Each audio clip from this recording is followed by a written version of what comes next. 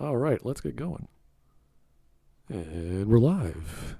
Good afternoon, everyone. Welcome to Smudcast number 596, Stupid Anime Tropes from some guy called TommyTFG. Now, we did cover Tommy before. He's like the nicer version of the other black YouTuber we cover because he doesn't say the N-word every 5 seconds. That is definitely an improvement. Yes. We could actually listen to him and not sigh and go, oh, and groan. How much does that narrow it down? We don't cover... Quite a bit. Yeah, they both do anime. They both get really excited. They both talk really fast. There's a few other black dudes who are very passionate about anime. I don't think they swear as much as the guy that we always forget and want to forget. So Veridis Joe? Yeah. Is that him? That's him. Yeah. No. He is, as we know, super woke and communist and likes to swear. And very, very twiggly. Twitchy, I'd say. I don't know about twiggly. His hair is always a weird color. His dog's hair is always strange. Anyway. He's shown pictures of himself doing cosplay, and he has bone-sized legs and arms. I would hope so. He's basically a walking skeleton. Oh. Well, if they weren't bone-sized, what size would they be? I mean, that's sort of based on anatomy. Leg sized with like leg muscles? I would hope so as well. I don't know what you mean. It's just sticks. It's not real limbs. It's just sticks sticking out of his torso. No muscle tone, you mean? Okay, all right. Fair enough. Yes. Okay. Whatever he wants to do with his time is up to him. I recommend exercise and watching anime. Talking about anime, we're in fall. We're about halfway through, I think, the fall season of anime. Have you guys been watching any of the fall season shows?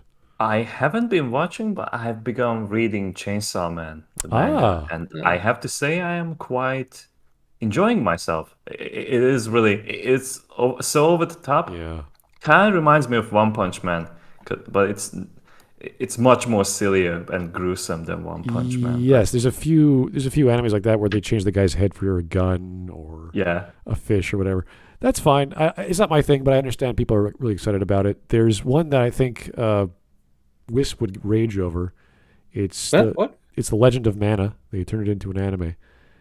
What? No. Yeah, I know. It's so bad. God.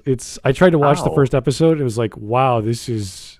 I mean, it looks good, sounds good, but the story is paced like one guy is in another room and he's writing like the second part of the scene without knowing what the first part of the scene's about. It just keeps going like that. Oh my God. So, but I don't know what it is about the Mana franchise. It seems to be cursed.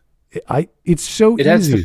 It has the first game, and then there's crap. Yeah, look at the Legend of Mana game. Like that's what it's based off, and it's such a simple premise.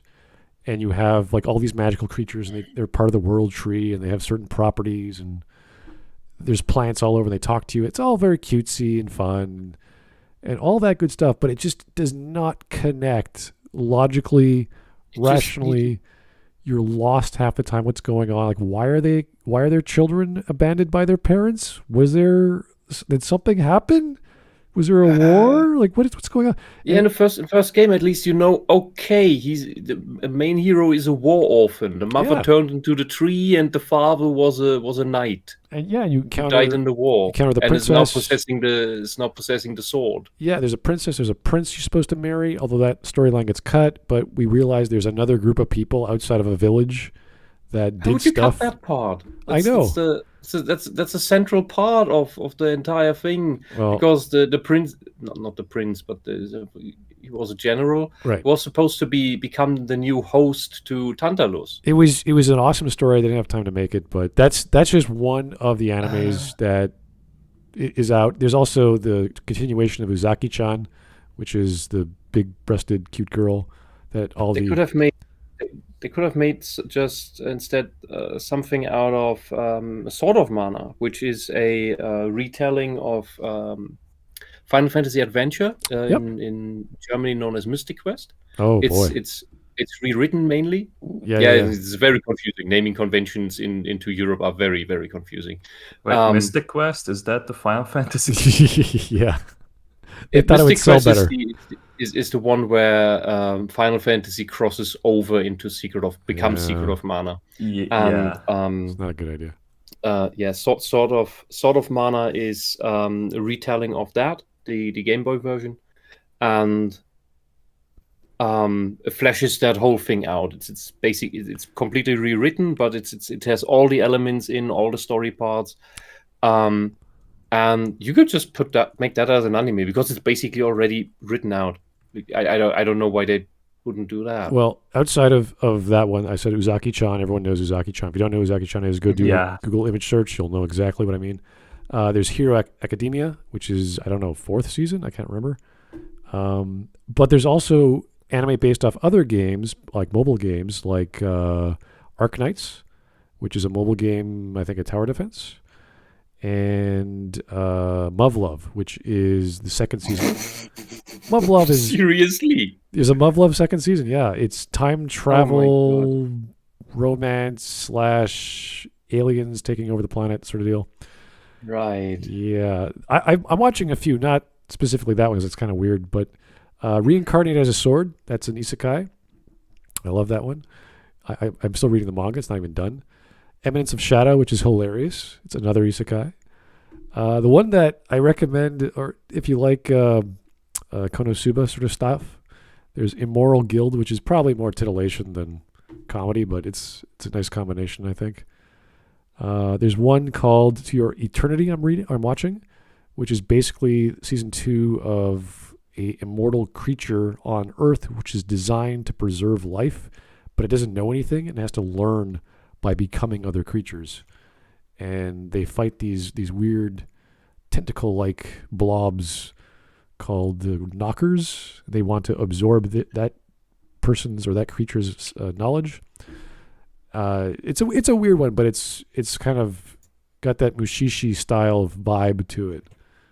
And everyone is sort of tragically, like the only way this creature remembers things is if they're impacted by emotion. So there's like the death of things, or when he gets cut, and then he can become that thing. He can become a knife or a sword, or sorry, he can manufacture whatever he gets hit by, which is kind of weird.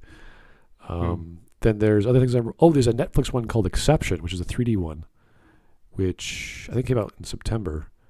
It's one of those where it's like this story could have ended in chapter 3, so they have to reinvent another plot. It's like, there's a bomb! Oh my god, what do we do? So, and there's, of course, Peter Grill, which is the greatest anime ever.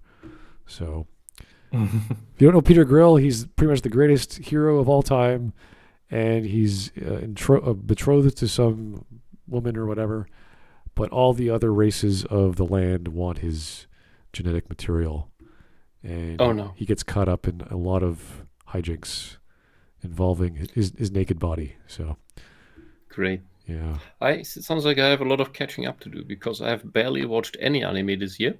I've been mainly catching up with TV series. Yeah, that I've missed out on, and oh god.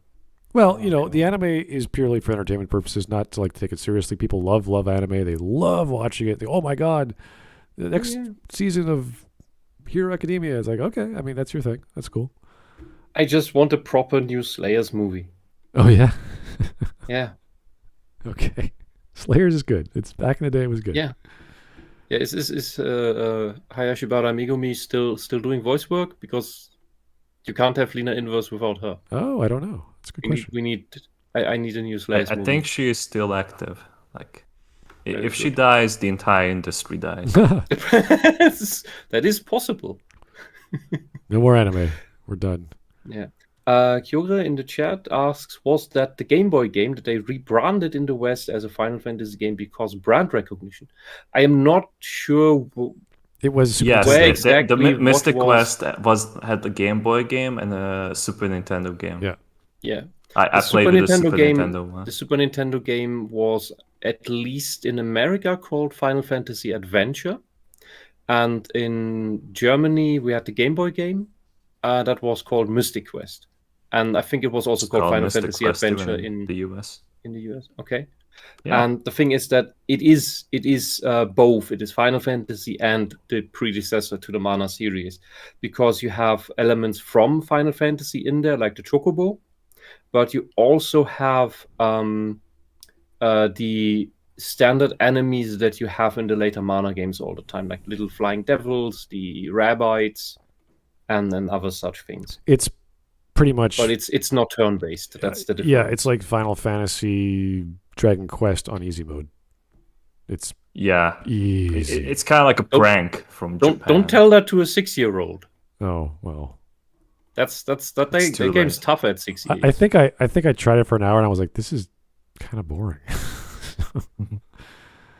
Yeah. It's a very short game compared to, like, I think Final Fantasy 2 came out already, or was it before, or was it after? I can't remember. But I'm yeah, not sure we're talking about the same game. Well, this is Super Nintendo, right? So at the same time, Final Fantasy 2 came out, or roughly the same time, and it's just a completely different experience if you're talking about Final Fantasy. So not for everyone, unless you have no clue what games are or RPGs. Or, I mean, this is the 90s, so it's like, okay, if you're just getting into gaming, it might be a good idea. But other than that, I would not recommend it. So, but if you have an emulator, you want to check it out, give it a download. Why not? Anyway, okay, let's see this video. This video is 12 and a half minutes. Not bad.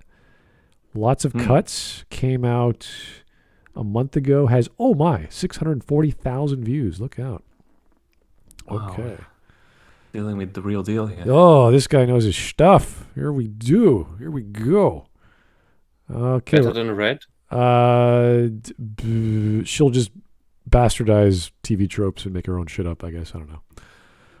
All of her whiteboards are like, this is all theoretical. It's like, why don't you just give me an example and stop with the whiteboards? That'd be really great. I'd listen to you more, as opposed to giving visuals that don't apply to whatever she's talking about. Yeah, don't give us. No, she just references the TV tropes page that she wrote as a source. Yeah, all fictional stories follow these 3 or 4 or 5 or 6 or 7 things in my brain I just invented. It's like, what? Oh. And now you know how religion comes to be. Okay. Anyway, let's get going. This guy talks really quickly and a bit loud, so let me have to turn on the volume. Now look, I know I don't talk about anime on this channel a lot. I've made like 1 video on it, but I think now is as good as a time I'll ever be able to do one. The fall anime lineup for 2022 has me creaming in my chair. We got Chainsaw Man's debut, Spy X Family Part 2, Mob Psycho Season 3, My Hero Season 6, The Bleach 1,000-Year Blood War arc? Oh yeah. 6? Bleach is a mixed bag. I stopped in 4, I think. Yeah, if you guys don't remember the story of Bleach, the creators got bored and didn't know what to do, so he's ended it. No, he didn't get bored. He got shafted by the studio. The studio that was for the manga. The manga, yeah. Because like they said, like, okay, you're not doing too well on the market, so like you have to like make an ending for this show, right. series, and he couldn't really come up with like a good ending, and like he got burned out as well. Well, that's what I mean. Like, he could have ended it there properly. And I don't care what the studio said. It's his thing. He had full freedom to do whatever ending or story he wanted. It just sort of goes nowhere, and you're like, what's the point? Yeah. And yes, he was competing with Naruto and a bunch of other shows at the time, but it was in Shonen Jump. Like, he was already there. He didn't have to. Yeah. He made it. Yeah, he was. It's like, do a good story. It was the big 3. Yeah, and it all just became your generic. Oh, I'm gonna save my friends plot. And you're like, okay, power of friendship. Yeah, that's great. Just like Evangelion. Oh, yeah. Anyway, this guy's really quick. So he was mentioning Bleach, My Hero Academia. Yeah, popular stuff, whatever. It's fine. I'm ready to sit back and eat ass. But with all these animes coming out, I kind of thought back to all the tropes they have in anime that are just absolutely stupid as shit or ridiculous. Things that a lot of animes include because it's just how it's been for some time now. And looking back at some of these tropes, I kind of... What did he just say? I didn't even catch that. He was speaking so quickly. They're rewind a bit. Include because it's just how it's been for some time now. And look at it's been for some time now, I think. Okay. 50 wrap years? your head around it because it has been like that for some time now. Okay, there we go. Before he was born. All right. So tropes. Because I understand American. Okay, there's so anime. There are anime characters on this collage here that were invented before he was born. Sure, yeah. A lot of them, yeah. I would say almost all of them, yeah. Oh my god, it's oh my god. Well, I'm I older than just these. realized we're 22 years into the new millennium. That means all the people who've been born at the beginning are allowed to have driver's licenses. Okay, but he's complaining about tropes that he doesn't like, which is fair because there's lots of tropes that are stupid. Shit. But in anime, there's plenty to talk about that topic. yeah. With anime, it's like okay, whatever. Like no one really cares. It's not a big deal. There's maybe one or two that drive me nuts, but I don't go like, oh, all these tropes are horrible. It's like no, they're just tropes. It's mainly a question of how often have you seen it. I guess, but Because like, the first time it's not making you sigh or barf or anything. yeah, I know, but But when you've seen it 20 times, okay, yeah. Yeah, but no, but after that, it's like whatever. It's like who cares? It's you know what they're doing. You get the joke. Another show did the joke 10 years ago. I don't care. Like I've seen it. It's not a big deal. Yeah. The question is it executed well? Does it? Yeah, yeah. Does it make sense with the character what they're doing? Always, the athletic girl punches the guy with an uppercut and he flies in the sky and there's a big twinkle star and you're like, okay, yeah, we get it. Yeah, and maybe you're not sick of tropes, but sick of genres. That's where this is extending to. The same guy we covered a month or two ago, where he was bitching about young boys or young men genre as a whole, not specific shows. It was like, dude, this is not for you. Stop watching it. There's so much anime. Yeah. You're just full. You've overeaten. Yeah, exactly. That's it. Like I don't think I can stand harem anime anymore. Well, it was interesting when I saw the first one or two of them, and then it was like, when it's just a harem anime, or that's the main category, then it's like, ugh, this is dumb. But if it's like part of a romance story where they're in another world, or it's a video game mechanic, or there's other elements, which is what you do with anime nowadays, you smash all the genres together. You got romance, you got revenge, you got sex, you got all kinds of things. Then it's palatable because it's like, oh, there's the element, and it's a good version of it. It's not a bad version. It's not like a stupid version. It's like, okay, that's where it makes sense. The big tittied elf princess falls in love with the hero because the hero saved her village, and she's a tag along, and he doesn't give a shit. It's kind of funny that she's chasing after him or whatever. Like that's fine. You don't have to like keep coming back to that. So I don't mind that because I've seen it so many times, and it's not a big deal. So let heroes be heroes. There's nothing wrong with that. Anyway. Back at some of these tropes, I kind of realized how much I fucking hate them. So I kind of want to run through some of these anime tropes that just piss me off in this video. Some of them may piss me off more than others, but regardless, I'm just gonna run through them. And first, I want to start out with the one I hate the most. Like, if you're someone that's into this, unsubscribe from my channel right now. You should be locked up in an Alcatraz prison, have the key thrown away, and stay there the rest of your life. And I'm talking about none other than the lolis. He's very direct about it. Wait. Lolis? What's wrong with what's wrong with little girls? What the hell? He has to virtue signal. Of all the things to hate in anime, lolis is the worst thing. Are you kidding me? Why? He hates the cute. The cute little girls that every sane male of any age wants to protect. Because he immediately associates loli with pedophilia. Oh my god. That's his shtick. That's disgusting. Okay, he doesn't understand that there are different types of that. So it's just and maybe it's an overreaction for self-protection. Well, he did list Spy Family on the fall. I actually haven't watched it. I've seen clips and it's cute, but that's the question is will these types of people understand the kid as a kid or as a loli? Oh my god, it's like it's the same thing. Who cares? It's like it's a kid. It's it's a girl. It's but you see these people have trouble discerning that. Oh jeez. All right, whatever. Let's hear what he has to say. Why he hates it. Hey Tommy, I watch anime, and I don't even know what a loli means. And if that's the case, good job, I pat you on the head for being an upstanding citizen. But let me just ruin your day real quick by giving you the definition of what a loli is. A loli is a female in anime that has a childlike appearance when they are actually not underage. Is that the keywords in this? Is that real? That's not the definition. First off, That's why does this definition say they? Lolis are girls. Also, like they are not that. They are underage. They are young. Like they are children. That's why they are called loli. Like it comes from lolita, like the Yeah. word for like the Kubrick movie. Yeah. Yeah, and a loli can even be of age. It's just that she looks less developed. Right. And it's look also like a little lot girls. to do. Yeah, and then it has to do with the clothing style, which is the described Lolita style, of which a sub-denomination, subgenre would be, or sub-fashion is the Gothic Lolita. I'm trying to remember the name of that. Was it Bakemonogatari? Yeah, I think it was the Monogatari series. They have a ghost loli, who's and the main character he has kind of a fetish for little girls. I don't know if that's a thing. He loves his sister. He loves playing pranks on the loli, but it's all tongue in cheek. It's not like he actually has this crazy creepy thing going. But because she's a ghost, he can get away with a lot of things. So, but that's the thing. The story is about.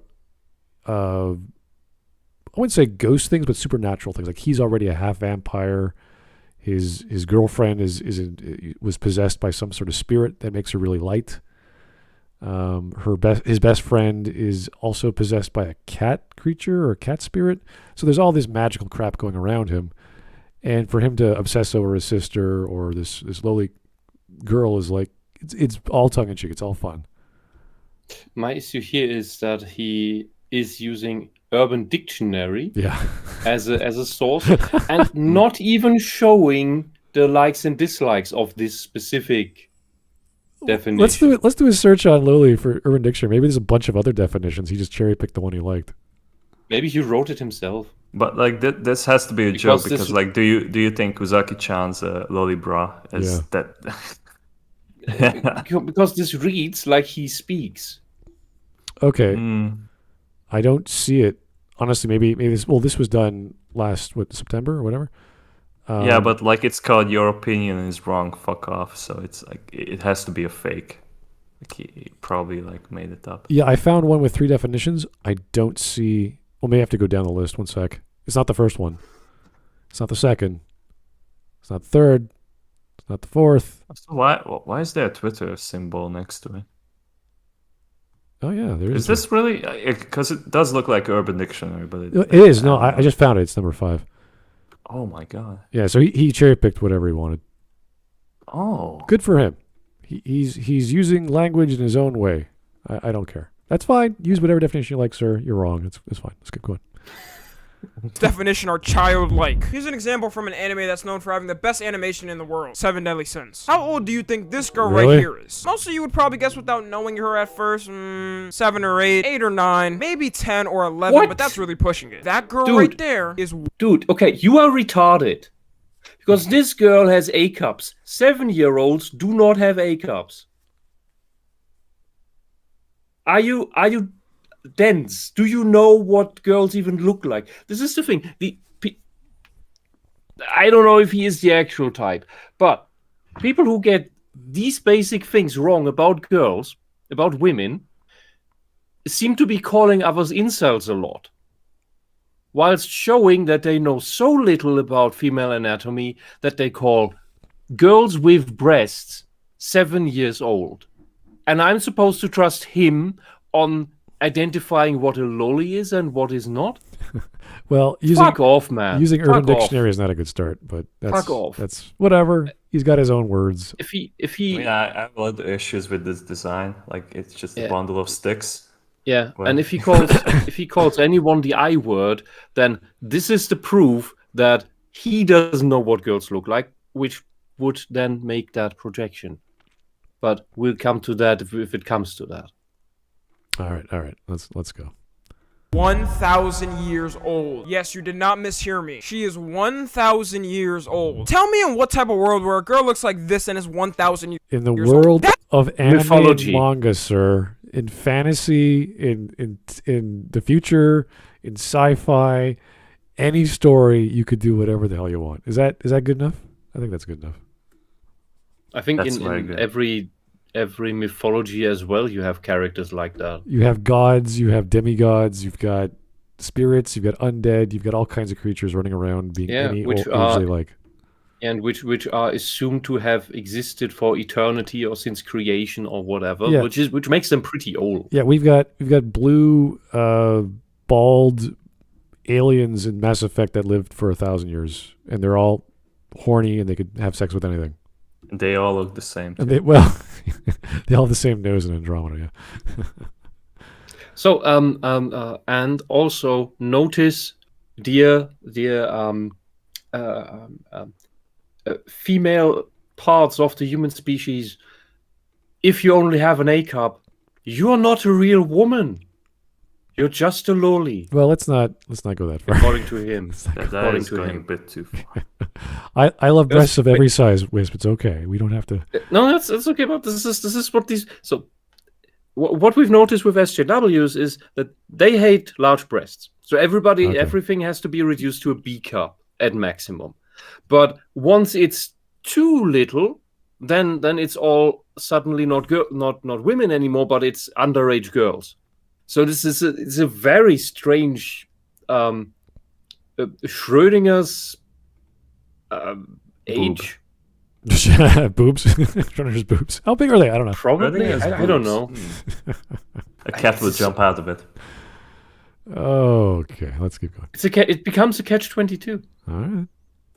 That is a child! She looks like her first day of second grade is tomorrow morning. Does no one in their team sit them down and tell them, okay, this might be a little... Oh, being a little xenophobic there, aren't we, sir? How does the creative writing room work? How does the animation room work? I don't know. Oh my god, dude. There doesn't seem to be too many people in Japan who have an issue with this. No. That's why I've been noticing that like they just don't make it into a thing, because like it's just like a part of the story. It's like, okay, like why are you jerking off to this? Anyway, I don't like characters that are designed this way. Okay, why did you do this in the first place? Yeah, the 7 Deadly Sins was in, I think they had 4 seasons, and it finished in 2020. I can't remember. No when. clue. I never seen a single episode. Yeah. It's been at least 4 seasons. So, it's fine. People like it. It's okay. It sells. Yeah. No one's complaining. I've known girls in their early 20s studying. She was studying German literature, and she basically looked like that.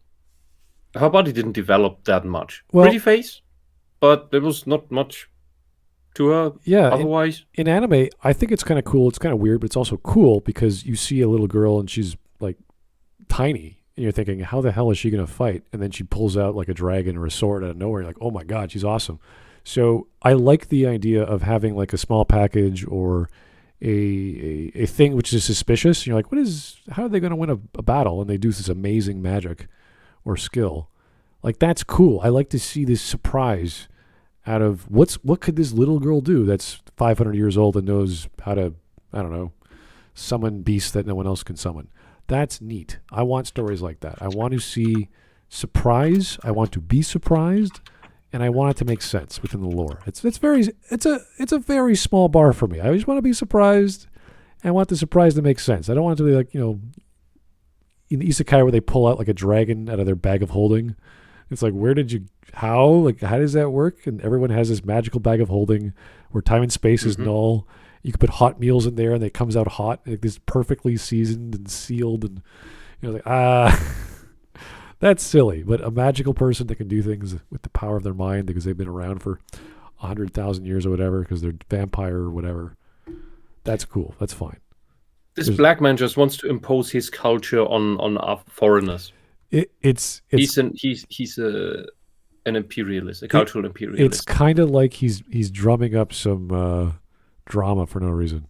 About you Japanese natives must change your culture to fit my feelings. No one in the animation department knew what they were doing. Like, what? Well, Afro Samurai may have the headband, but I don't think you can judge those people by that. Yeah, I mean that's what he was going for, right? It's rather that's like pretty good cosplay if he was going for like a child like Afro Samurai. Yeah, and the people in the writing room know very well what they're doing because cute sells. It's not just that sex sells, cute also sells, and it sells like mad. Okay. weird. She clearly has the body of an 8-year-old, even though she's 1,000 years old. So maybe we should think of changing it to something more mature. Get the fuck off the team. You know how we like them. You know how we like them looking. We like them looking young. The worst part too in 7 Deadly Sins is when she ends up with Bond in the show. Because Bond is someone who is 34 years old, 6'11", and straight up looks like a full-grown man who could play in the NBA full-time. So how does this man end up with a girl who looks like she just learned her multiplication tables? And when I say the photos of them together are scary, they are. Like this, like this, like this, and probably the worst one. Oh, they're touching each other in a very normal fashion, aside from... I mean, him looking up the panty, it was like, maybe that's a bit too far. Yeah, that was like, okay, that's weird. But it's just a normal thing in Japan. You want to carry a little girl on your shoulders, go ahead. Make it weird, go ahead. It's fine. And there's another problem. If we look Japanese at... people. Exactly. They're not very... There are exceptions, of course, but they're generally not that curvy. So people like him would mistake all of them, all of the 20-year-olds, all of the mid-20s, for, oh, you're just 12 because you only have A cups. and the Japanese girls would say, no, this is a C cup. And they go, yeah, but by Japanese sizes it is. Because they actually have the cup sizes labeled differently so that the women can think that they have actually bigger cups than they have. Well, back to the art style and the anime itself, it's clearly an anime about fighting and combat and doing these crazy maneuvers and very strong people with battle axes and what have you, being super powerful and trying to be as strong as one of the sins.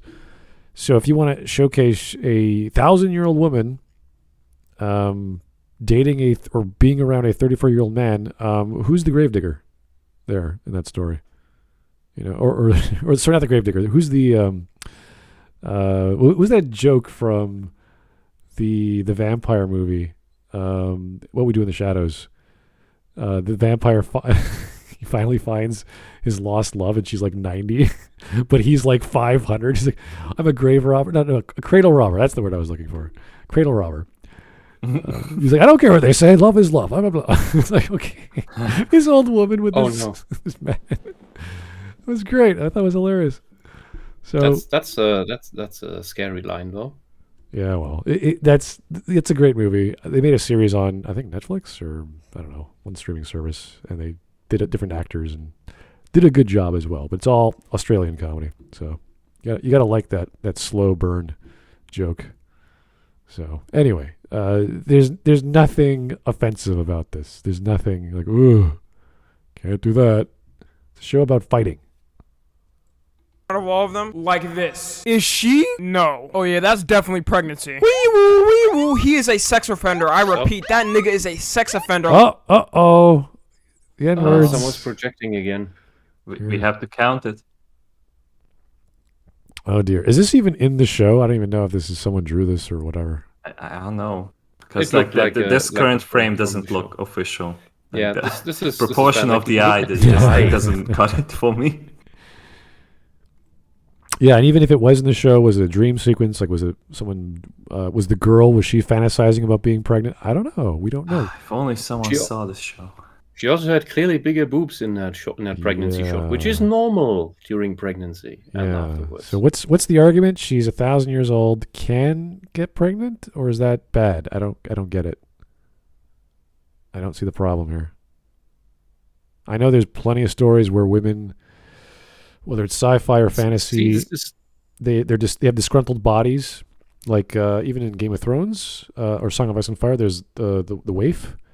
It's a little girl, but she's like 30 or 40 years old. But because she took so many drugs, her body just did not develop. So, I mean, is that bad? No, it's the nature of the character. That's part of her backstory. It's what happens. Yeah, tall midget. Yeah. But he proves what I said before, that if you're a woman and you were not blessed by a curvaceous body, you don't have a curvaceous body type, but a petite body type, he will just call you prepubescent forever and will not allow you to have sex, even if you turn 25. Yeah, she's probably several times more mature than every character in the story because she's so old. I'm surprised she has the capacity to have children, but genetics in a fantasy world, who knows? After you live 1,000 years, couldn't tell you. Don't know. Don't care. It's not a big. It's what I'm saying is it's not a big deal. For him to get obsessed or angry over this is dumb. Characters have relationships in fictional stories, and they could look different. And everything. I think this is. Well, everything he showed on the screen is pretty wholesome. Like, oh, she's pregnant. Oh my God, that means they had sex. Oh my God, what a horrible idea. Two people love each other.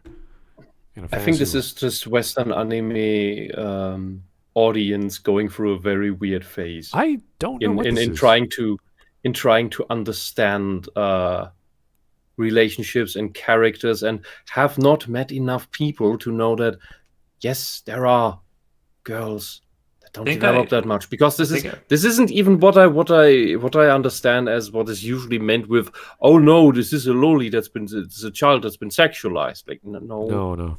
Yeah, this isn't even the worst. I think like there was one time when I saw like a African folktale where I can't remember like the country of origin or like which was the name of the tale, but it was basically about a young boy that had to like conquer his fears and destroy like some kind of monster that was made by a witch.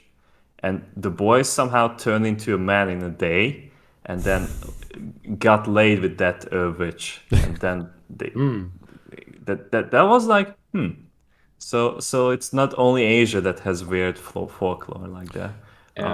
Yeah, and if you're getting offended by anime, I mean, where have you been the past 30 years where they've had... He was born, that's why. Yeah, he's a young guy, but if you watch any anime from the 90s that's for adults, it's like, whoa, rape. Like, watch Akira. There's women getting raped in the streets with bikes and blowing people up with the power of your mind. It's just usual visual in that. Yeah, if you're offended by the age difference of a 1,000-year-old magical female and a 34-year-old guy in leather, I'm like, I don't.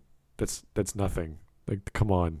Look at Hokuto no Ken. The guy blows up people's bodies by pressure points. Yeah. But that's another thing, is we have that in other mythology as well, and even in, like, we look at Tolkien, Lord of the Rings. You have the eternally living elves. Yeah. And who was it that fell in love with a mortal? Oh, was it Galadriel? Yeah, and what's his name? Strider. He's like 80 or 90 years old, even though he looks like he's 30 or 40. Yes. Right? He does. He's like part elf, yeah. Yeah, the Dunedain do get old, but they don't live as long as the elves. Right. Yeah. So it would still be, and that is Elrond's that is Elrond's warning. This relationship will only bring you suffering, because he will grow old and die, and you will still be as you are. And that is it. That is the same problem, essentially. It is you're ancient, you fall in love with a human. This is gonna be shit eventually. Yeah, that's part of the story, at least recently, the past maybe 10 years, maybe 15 years of Superman, where Superman has children from other stronger beings, and he's telling his daughter, don't fall in love with humans because they're weak. They're gonna die. Just break apart. They're squishy. Yeah, they're kind of delicate. So be very careful. Which I don't know why it took that long for comic book writers to figure that out with Superman, because Superman has always been about salt of the earth farmers and doing what's right and having a proper family and all that good stuff. But he just can't. They took them like 30, 40 years to tell the story of him having a family. It's like, oh my God, it took that long to figure out the basics. Like, okay, I guess it was all about supervillains and. Well, I was trying to make it work with Lois Lane, of course, and that makes sense for a long time. Yeah, I guess so. I don't know. There's another thing. I don't know if I'm just seeing things, but these people, as Kyorip says in the chat, these people aren't actual anime fans. They are normies who were introduced within the past 10 years. Maybe. Last year. But yeah, seems like it. Or introduced to it through social justice activities. Okay, there's the rub, because I thought maybe he really does like anime, because obviously he knows a lot. Yeah. But it's conflicting with his bullshit ideology about whatever the hell how things need to be moral. because Like, the it's Western it's world said so. Yeah. Yeah, it's not properly Christian. No. Oh, I think he's far away from Christian. Yeah. But yeah, the joke is that the social justice censorship is very congruent with Christian censorship from the 80s. Yeah, exactly. That's what I mean with that. So what I think I've noticed as a pattern is that when these guys and girls grow out of their teenage years, like go into their 20s, they suddenly are unable to enjoy shonen shows, for example, where you have 15, 16, 17-year-old characters, like normal school kids, have romantic relationships, fall in love with each other, because suddenly they think, these are all underage characters. I must hate this because it's pedophilia. Well, yeah. When it's teenage relationships, shows with teenage relationships, about teenage relationships, aimed at teenagers. Well, that was part of the... When you're a teenager and watch that, that's fine. That was part of the hoopla with the noble reincarnation, where the guy who gets reincarnated and sent to another world was a suicide victim or whatever, and he was like 21 or something. He was really... And then he grows up, but he's a perverted guy. Obviously, he's 21. He's perverted. Yeah. So he's stealing panties and all this other shit. And people are like, "That's disgusting." It's like we've seen this in anime for decades prior. What is your problem? That's a standard trope in anime. Yeah, it's very common. There's 80s anime that does that. And yeah, probably old. I think Lupin did it. It's so common, and the only difference is because he's so traumatized by his past in his previous life, it keeps coming back. So whenever he gets the glimpse of normal, like a normal relationship, he's scared. He doesn't know what to do. And that's the character right there. And you're gonna belittle him or hate the story because he has hormones that work, that he's aroused by his nurse, and oh no, he's a flawed character. Oh my god, he has problems controlling his adult emotions in a 4-year-old body or a 2-year-old body or an infant's child body, which is hilarious because as a baby he didn't cry. So he says, I have to now cry to make it sound like I'm a normal kid. He starts crying. Oh, that's great. A horrible situation to be in. Yeah, I know. Imagine you're fully conscious and you think, you can't talk. I have to wait. You could articulate thoughts, but you can't actually say them. Yeah, exactly. And I have to wait almost 2 decades to have a normal allowed to have a normal relationship again. Oh my god! And one of the funniest things happens when he saves the nurse, or not the nurse, the maid that he grew up with. The maid knew that he stole her panties from a young age, and she gave her the panties because he saved her.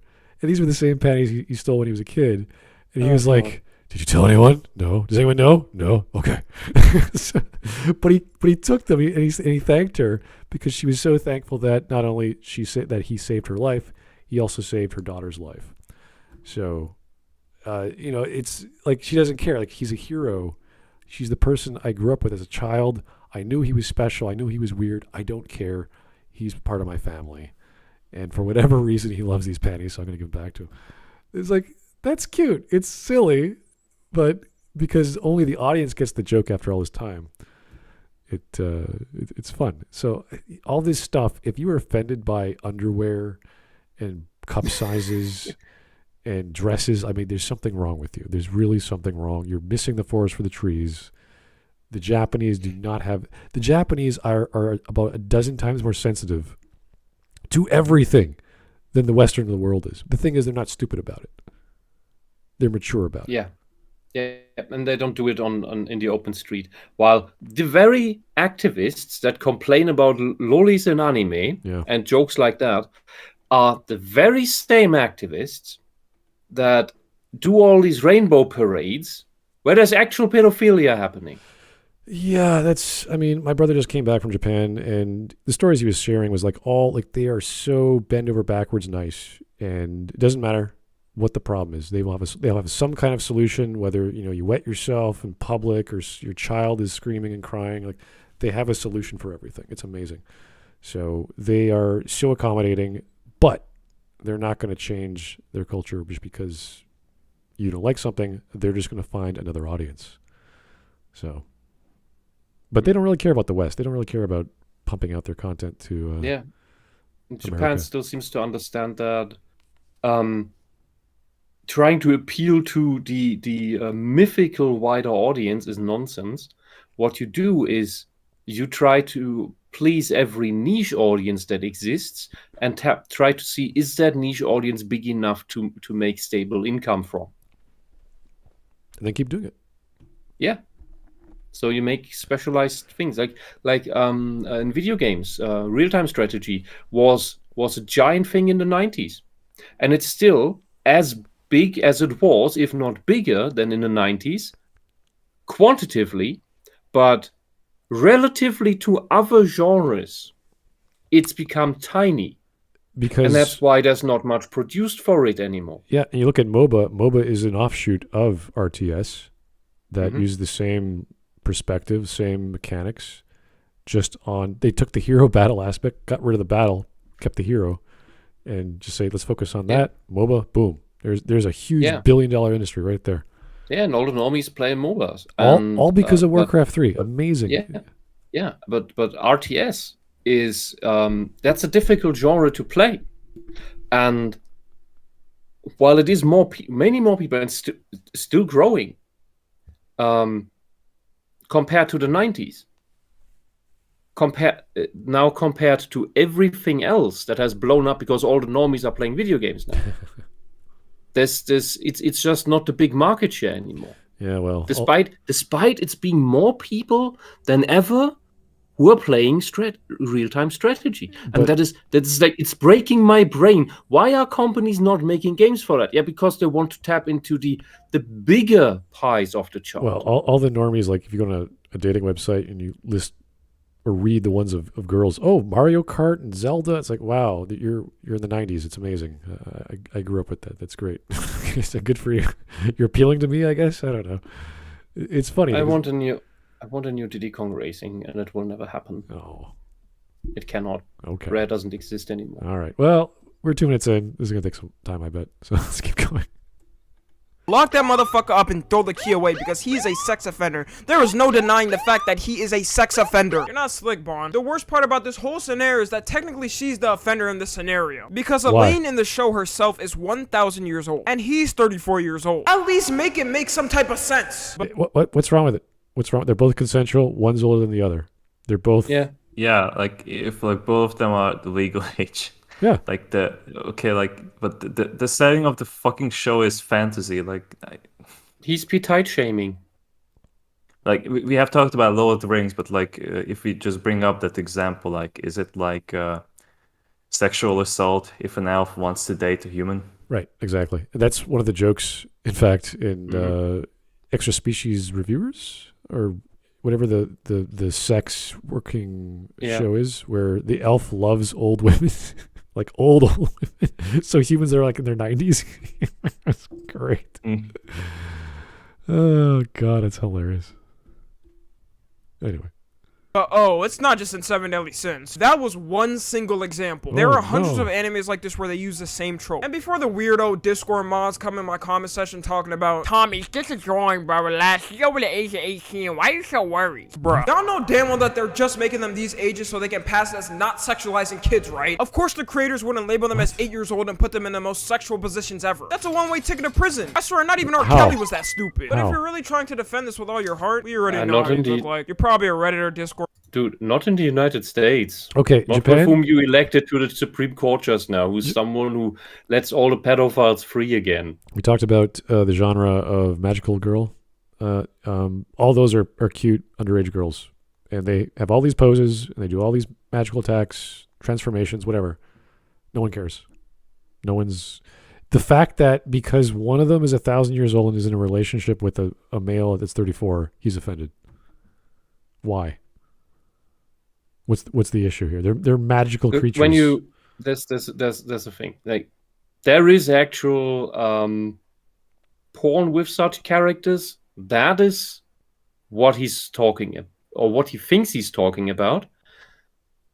But for people who are not pedophiles, these girls just look cute, must protect. Yeah. They give the daughter vibe of, oh, yeah, but in this cute case, girl must protect. This girl's a super powerful 1,000-year-old magical creature. Therefore, it's the same as if a 34-year-old was hanging out with an 8-year-old or something. It's like, no, it's not the same. He only sees the skin. It's as far as his brain goes. I hate this. Yeah. Yeah, but see, this is the same that these people's brain works in regards to race. They only see the pigmentation, the skin color. Yeah. They do not see the person. This is purely a Western ideological problem. This has nothing to do with people who appreciate the format, the medium, the genres. I think it's also the product of an immature or limited mind. Because when you develop that level, that you should develop naturally in your puberty. By the end of puberty, you should be able to do this, to see beyond beyond the skin. I think and these people don't do that. Even if it's that, even by watching and reading anime and manga so much, you'd say, hey, this is a pattern, and this is a normal thing. This is what they like. People are buying it. This is normal. I have no insight, or I do not have enough insight to judge this thing because I don't understand it as much. That should have gone through his head. Like when I see stuff I don't like, I'm like, what? Who the hell would read this crap? And you realize, this is a bunch of women who like homosexual stories about men. Fair enough. Good for them. I don't get it. They like reading it. And I go to manga sites all the time. I'd say about a quarter of them, if not more, are just adult, gay, male-on-male romance stories. I'm like, who is this for? Like, where did this come from? But there's a lot of it. So I don't get it. I'm not going to freak out. I don't read it. I don't care. What I've been lately told by gay people is that that's not made for gay people. That's made for women. I think so. Yeah, I think so. Because it's a lot of pretty boy stuff. And I'm like, that's fine. But it's for heterosexual women. I guess. I don't know. It's for another demographic that doesn't have my same taste. And that's fine. There's nothing wrong with that. But to judge this on your xenophobic views of what the Japan creative writing room is doing is weird, is silly, and not understanding the actual narrative, which he already knows. He told us she's 1,000 years old. She's magical. She's a super powerful being. It's like that should be enough to wrap your brain around going, okay. Not for him. Yeah. It's like if Superman started dating Lois Lane. That's so creepy. He's an alien. He's not from around here. His genetics are completely different. Blah, blah, blah. It's like, okay. It's like, I think like Superman also ages slower than humans. Yeah, if it was Superboy, like I think he's like 16, depicted as 16 from the. It's horrible. I think like they aged him up just to be 17. Okay, yeah, because he was an experiment from Lex Luthor, and they grew him in a vat. It took like two years or whatever. I don't know how long it took. And then he became gay. It's like, he looks like a man now, therefore it's okay. It's like, what? Does that make it pedophilia?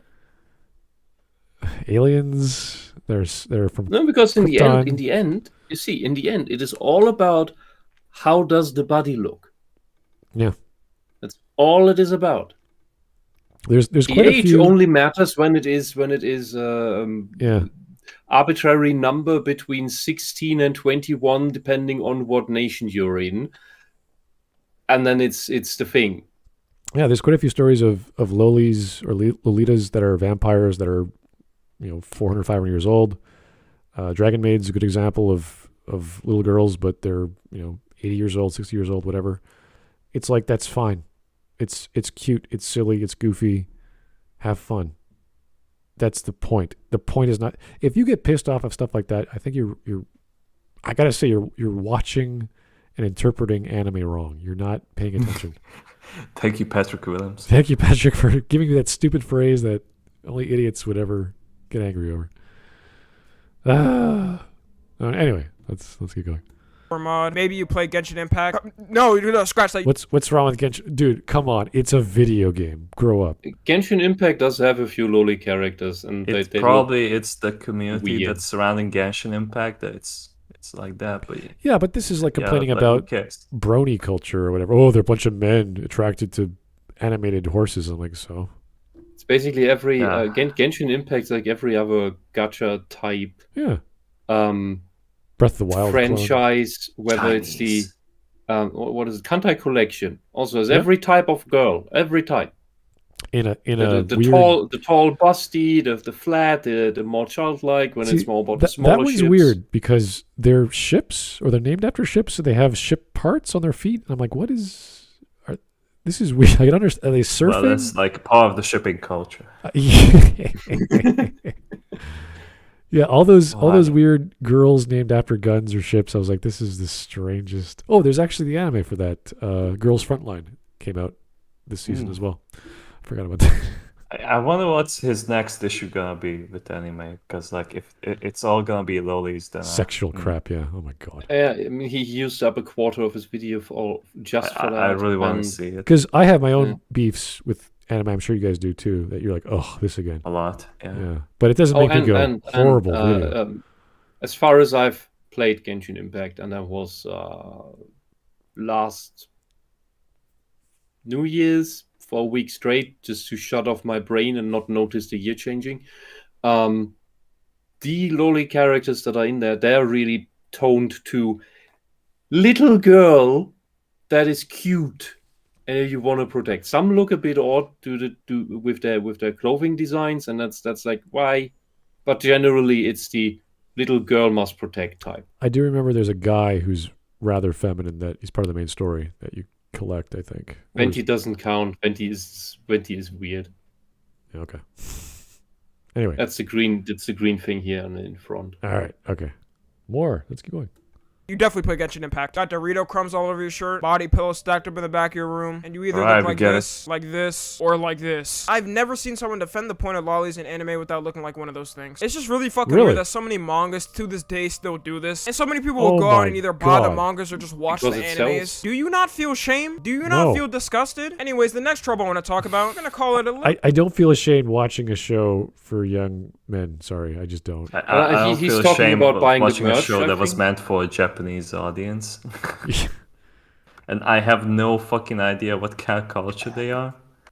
Aren't you ashamed of portraying yourself as a racist caricature? Yeah, this is like complaining, aren't you ashamed of eating a schnitzel? It comes from pigs. How dare you appropriate German culture or Serbian culture or whatever the hell schnitzel came from? It's like, dude, what's your problem? People can't eat pork because you said so? Like, what? Yeah, it's not kosher. Yeah, he's not Jewish enough or some bullshit. You're like, what the hell? What? Jews don't eat pigs. Well, that's the thing. That's the joke. Anyway.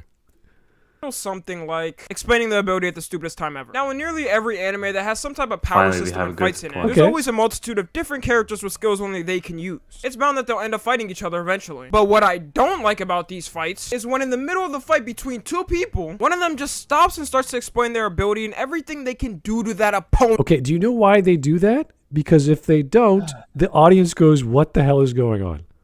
All right? I can sort of...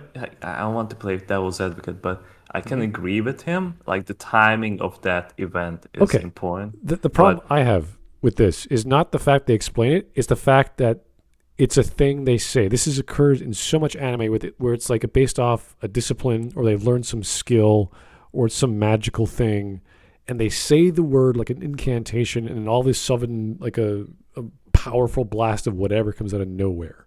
That I hate. That's annoying. Explanation, narrative, exposition, I kind of need, because if you just if something just happens and there's no incantation, and you can weave that well into the story, that anime would profit from that. I agree, because usually this is the result of bad translating from the medium manga to the medium anime. It depends. Because in the manga you can just put your exposition bubble next to something. Well, that's what's happening in anime. That disrupts everything. Well, you have to do that. If it's in the manga, you do the same thing. I always say it's a good idea to use the manga as a base. And if it doesn't work, obviously you have to change it up.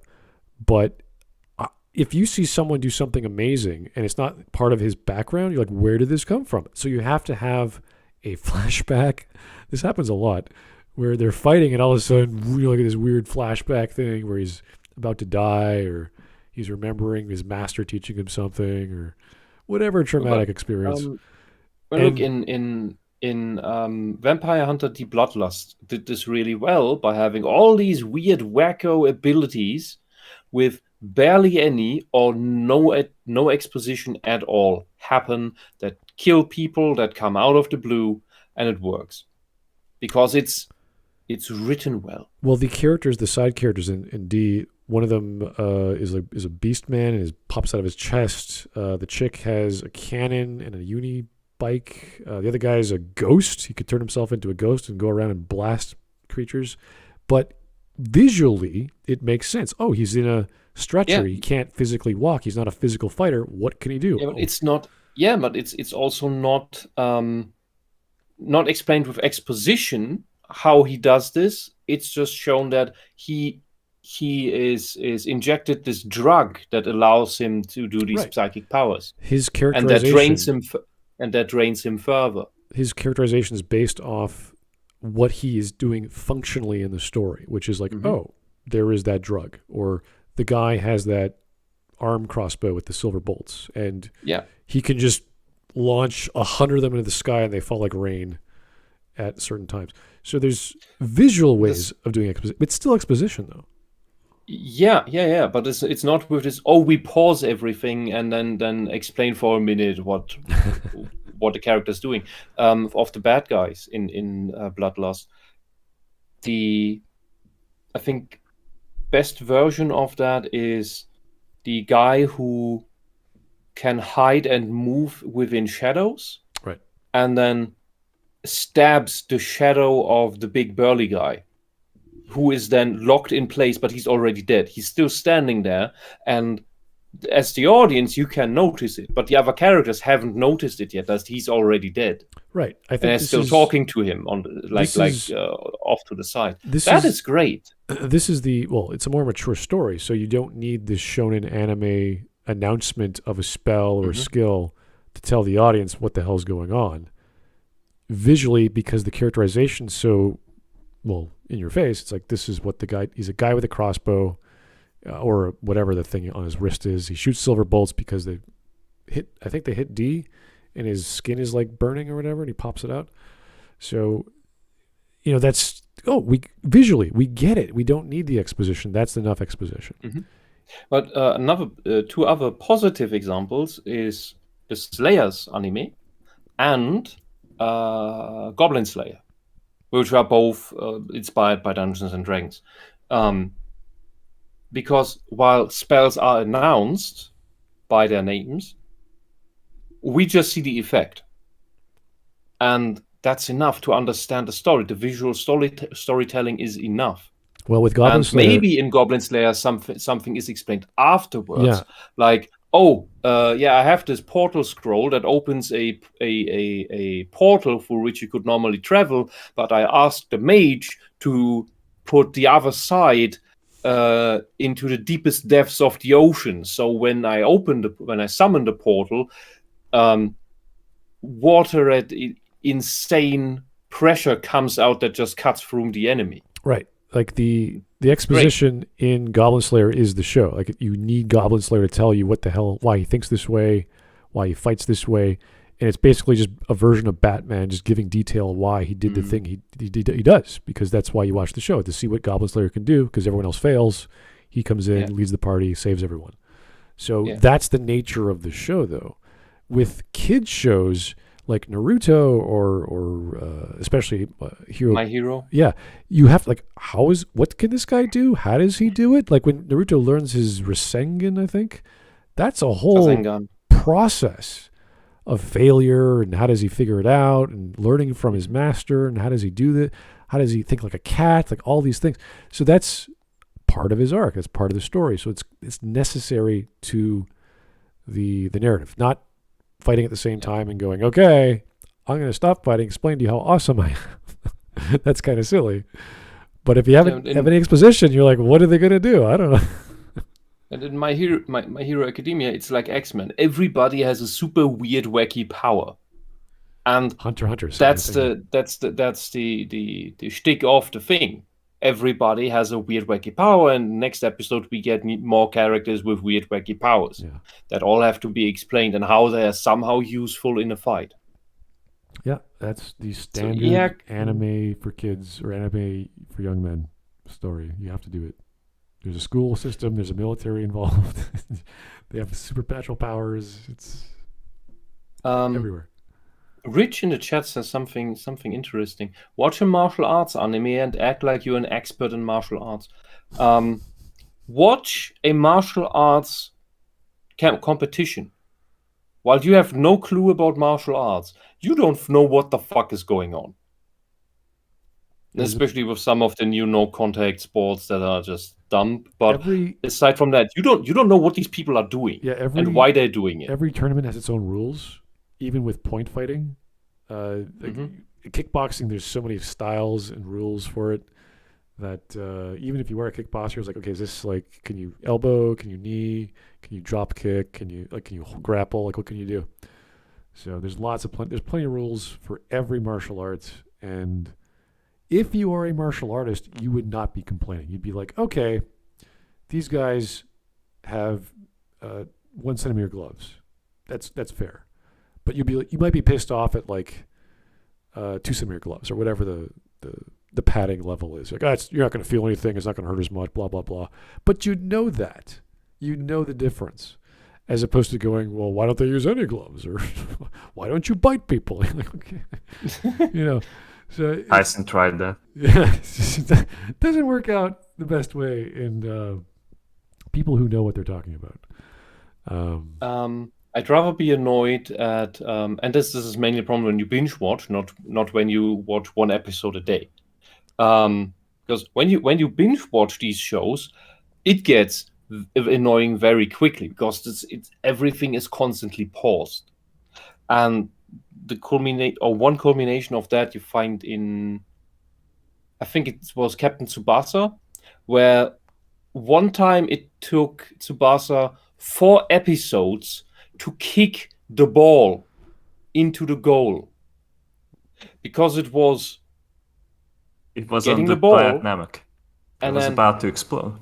Flashback, and then he's gonna do this super awesome kick move special thing, but he gets also a flashback of what happened, and then you get the next episode of the goalkeeper and him having flashbacks, memories of what awesome things happened, and the conflict between the two, all in flashbacks. It takes fucking 4 episodes to kick the ball into the goal. It's all this backstory.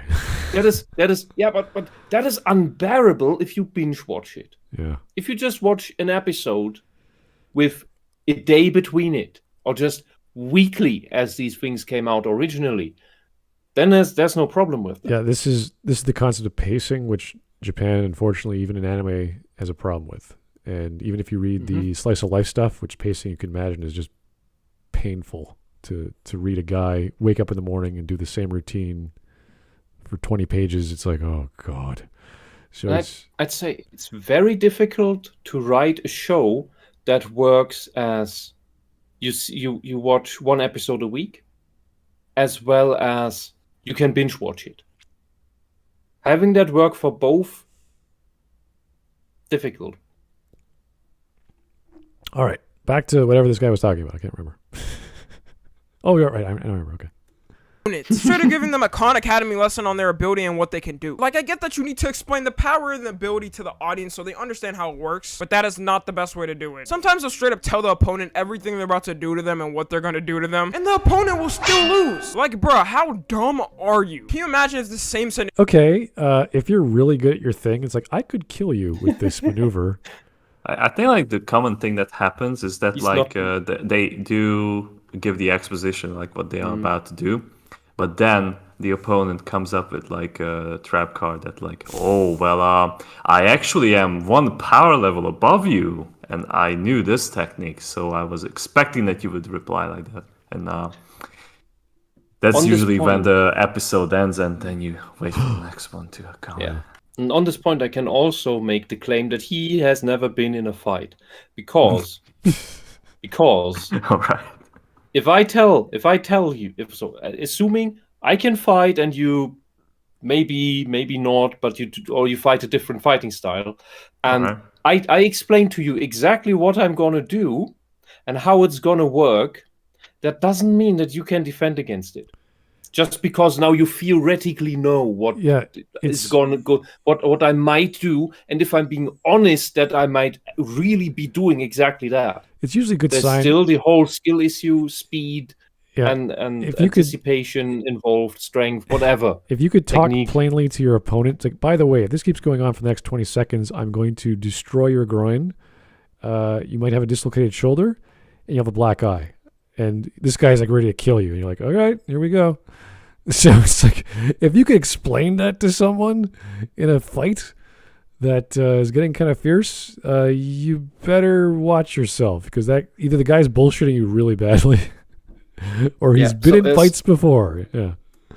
There's one thing. Story from my Mr. Miyagi, Taekwondo master. And one of his, he had a friend who I think he did karate. And so they had completely different fighting styles. One kicks a lot, the other punches a lot. And the karate guy, because they had rules to not punch to the head, he left his head open most of the time, and the Taekwondo guy left his lower parts open all the time because he wanted to protect his head. That's what he at the time in his dojo what they were training for. So the karate guy would constantly get kicks to the head at a speed that he did not expect were possible, while the Taekwondo guy would constantly get his ribs punched to the point of having them broken once in a while. And they were having fun, and they knew they had they continued doing these mistakes, and they could explain it to each other, but they would still have these flaws and be open in their guard at the wrong spots against each other. And they were he told me they were laughing in their arms while in pain from it every time. So even if you explain exactly what you're gonna do, I'm gonna jump spin kick to your head, doesn't mean that you will be able to defend against it, because you're so stuck in your own fighting style that you just don't know what to do. Your reflexes aren't there for it because you haven't trained them for it. Yeah, and you've never trained Son Goku goes on, I'm gonna super speed punch energy projectiles from several sides to hit you. Okay, now you know that. But have you ever been in that situation so you actually know how to defend against that? If not, maybe he's going to hit you. Sorry for the tangent. Yeah. Scenario happen in real life. Like, imagine two countries are at a war, and one of the countries just explains like where they're going to bomb and attack the enemy at this certain type of place, and the enemy still loses. I'm not gonna lie to you, that'd be a different level of disrespect. What? Dude, what? Okay, this guy should not open his mouth if he's talking about war. That is the dumbest thing he said so far.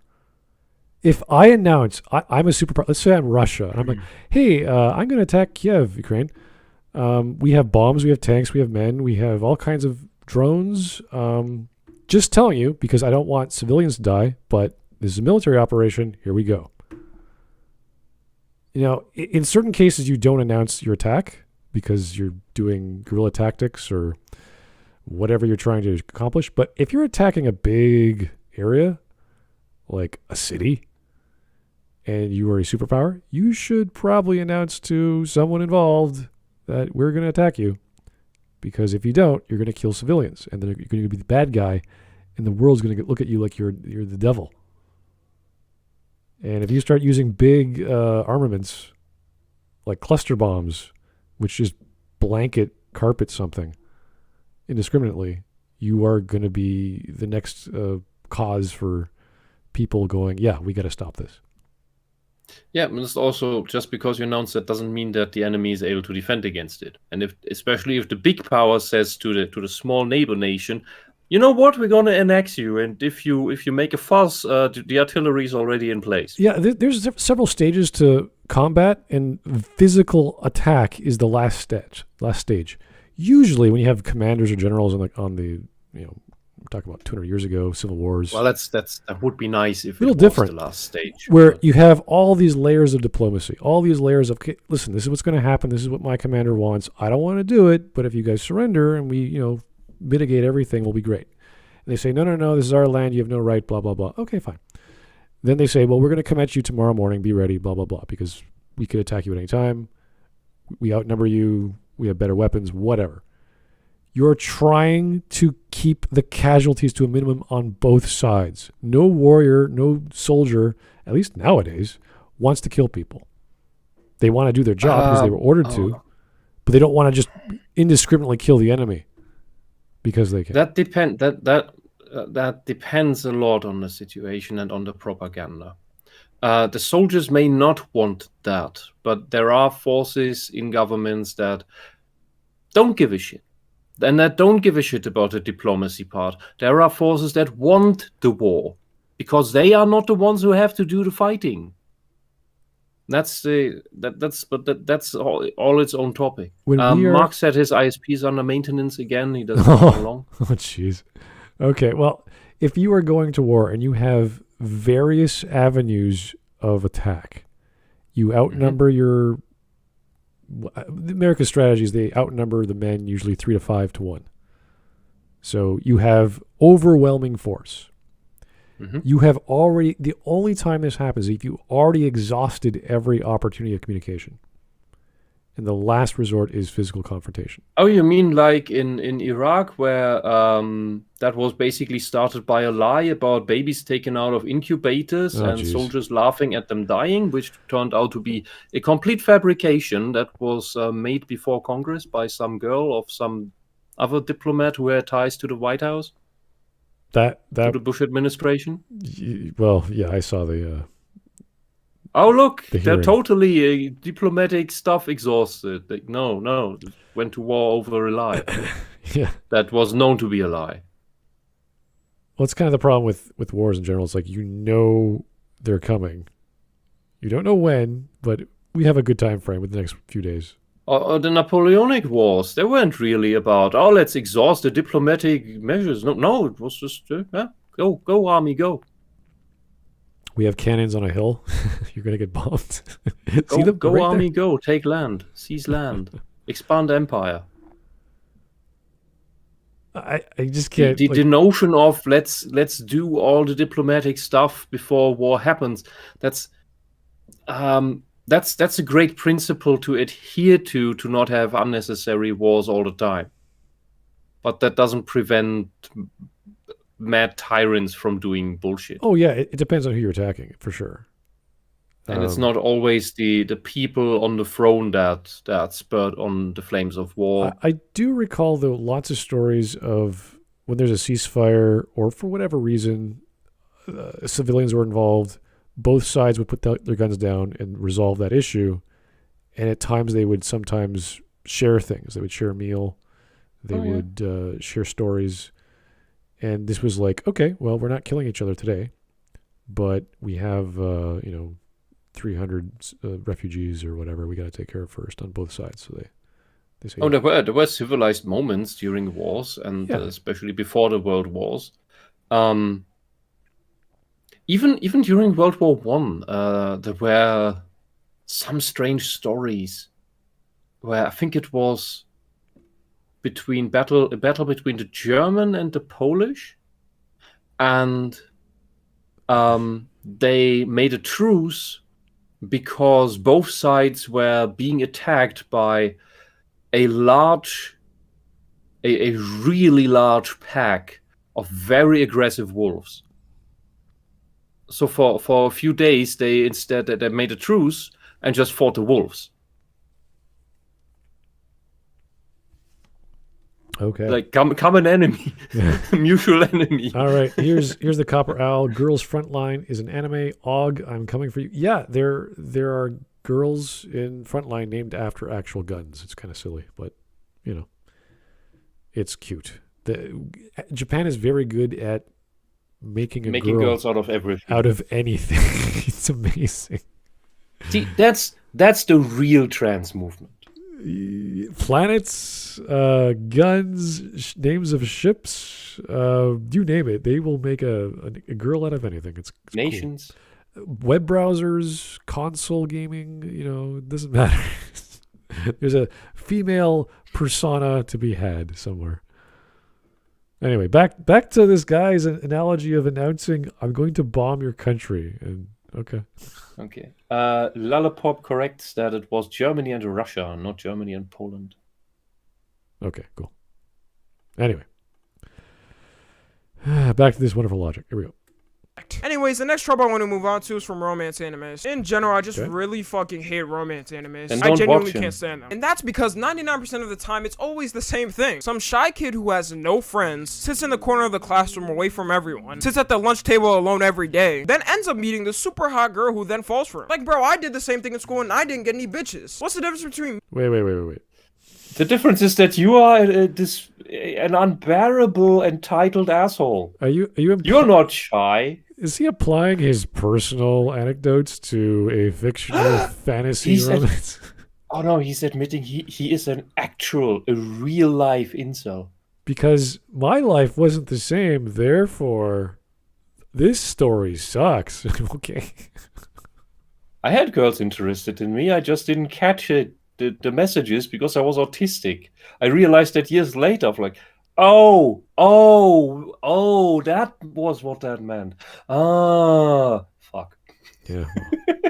Anyway, let's keep going.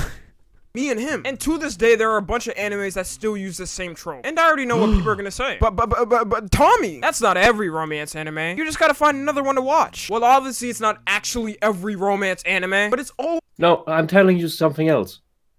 Don't watch romance. It's not made for you. Isn't that a line these people like to use? Yeah, this is not made for you. You don't need to watch every fucking anime in existence. Yeah, I mean, I stopped reading fantasy books a long time ago because they're all derivative, usually, of Tolkien or other stuff. And the tropes were too much. I just couldn't take another one. But doesn't mean I'll stop reading it entirely. I'll just know what to look out for. Like, okay, I'll get to a certain point when I see the pattern. And if that person, that writer, uses that pattern in a new way, I'll be like, hey, I wasn't expecting that because I've seen it a million times before. And it's actually okay. Like the same with poetry. If you read poetry, it's like, oh, more poetry. Here we go. Someone reminiscing about some lost love or, a choice you never made. It's like, okay, you're sentimental about something. Yeah. What can happen is that your taste gets more refined because you start to notice the differences between the absolute trash, the average schlock, and the few, the rare. Yeah, it's like any culture. Let's say like beer culture, right? Everyone has had a lager too many. There's so many lagers. They're all the same. And then you drink something else. You find another style. Beer is still beer. It's great. Yeah, and 5 years later, you think, like, I didn't have a lager in so long. Let's have that again, and then it tastes good again. Yeah. I have that literal issue with tea, with green tea, because there's like thousands of different taste combinations in green tea. Natural, not aromatized or whatever you say, and there are just a few teas that I had just how do you translate that? Overdrunk myself on, and then I couldn't just. I just didn't want to drink it for 2 years. Yeah, so for 2 years I didn't buy another buncher because I just had drunk too much of that specific stuff in general. So I didn't want to see any. Yeah, and each now culture... I'm on an oolong trip because that is oolong is fantastic. Varied. Green tea, there's Indian, there's Chinese, there's Japanese. They all do it differently, and yeah, they do. No, it's no. I will give you links to how they make it.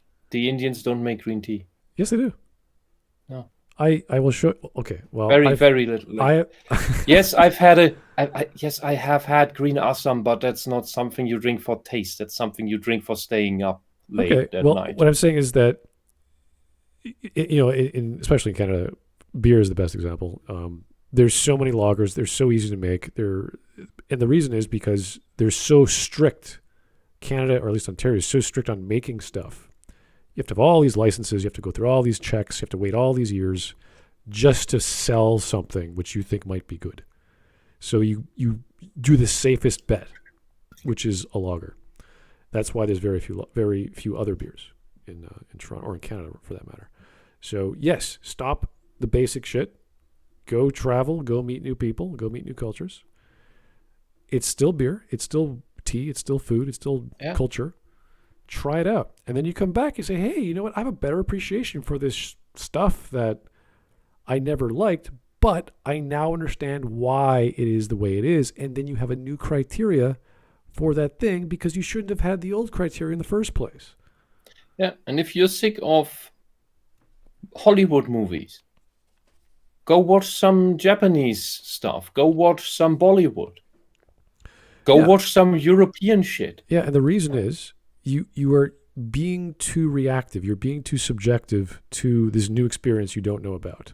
Because you think, oh, you know what? Bollywood is just a bunch of goofy adventure action flicks that are running off the fumes of Hollywood from 30 years ago. When it's its own thing. It is its own world of entertainment, and I wouldn't even know where to start. But I do know it's so big that there's so much content coming out of India that you would have to like start with, you know, romance, I guess, first, then action movies, and then dramas, then comedies. Like, you wouldn't know where to go.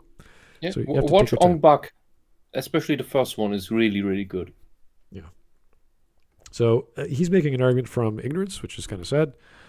And it's just people who know better. He seems to project. He seems to know anime, but then he's like saying dumb shit about anime. It's like, dude, that's not. I mean, not every anime is going to land. So don't. Stop watching the shit that you are shown by Crunchyroll.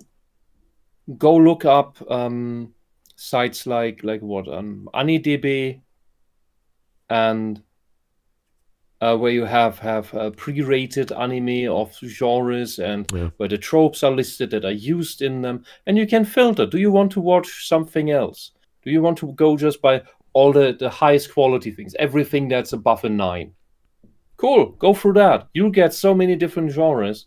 You won't have to deal with the mediocre shit. Yeah, this is kind of like complaining there's too many flavors at the grocery store for whatever brand. It's like, I can't, why are there so many options? I don't know what to do. It's like, dude. No, it's not that. It's that there is that grocery store with all these many options and all this really great quality stuff, but he keeps going to McDonald's and complains that it's all the same all the time. Okay. Always the ones that are trending and the most popular all of the time. Then there's also the thing in these animes where the characters themselves end up in the most crazy sexual positions ever in the show. I'm talking 69er, reverse fangirl, can girl, anything you can really think of. And then they'll just talk like friends the next episode like nothing happened. These romance main No, I'm not sure what he means. What happens is these shows, they get into romance stories, they get into these scenarios where they bump into each other, or they have to help them get a book or something like that. They fall over, they grab each other, their bodies are close. And the girl, you telling me he's never had an awkward accident like that in his life in his school days? Maybe he has, but regarding the anime, no, he didn't have any contact with girls apparently. Well, he hasn't had a story like that yet. Yeah, that's true.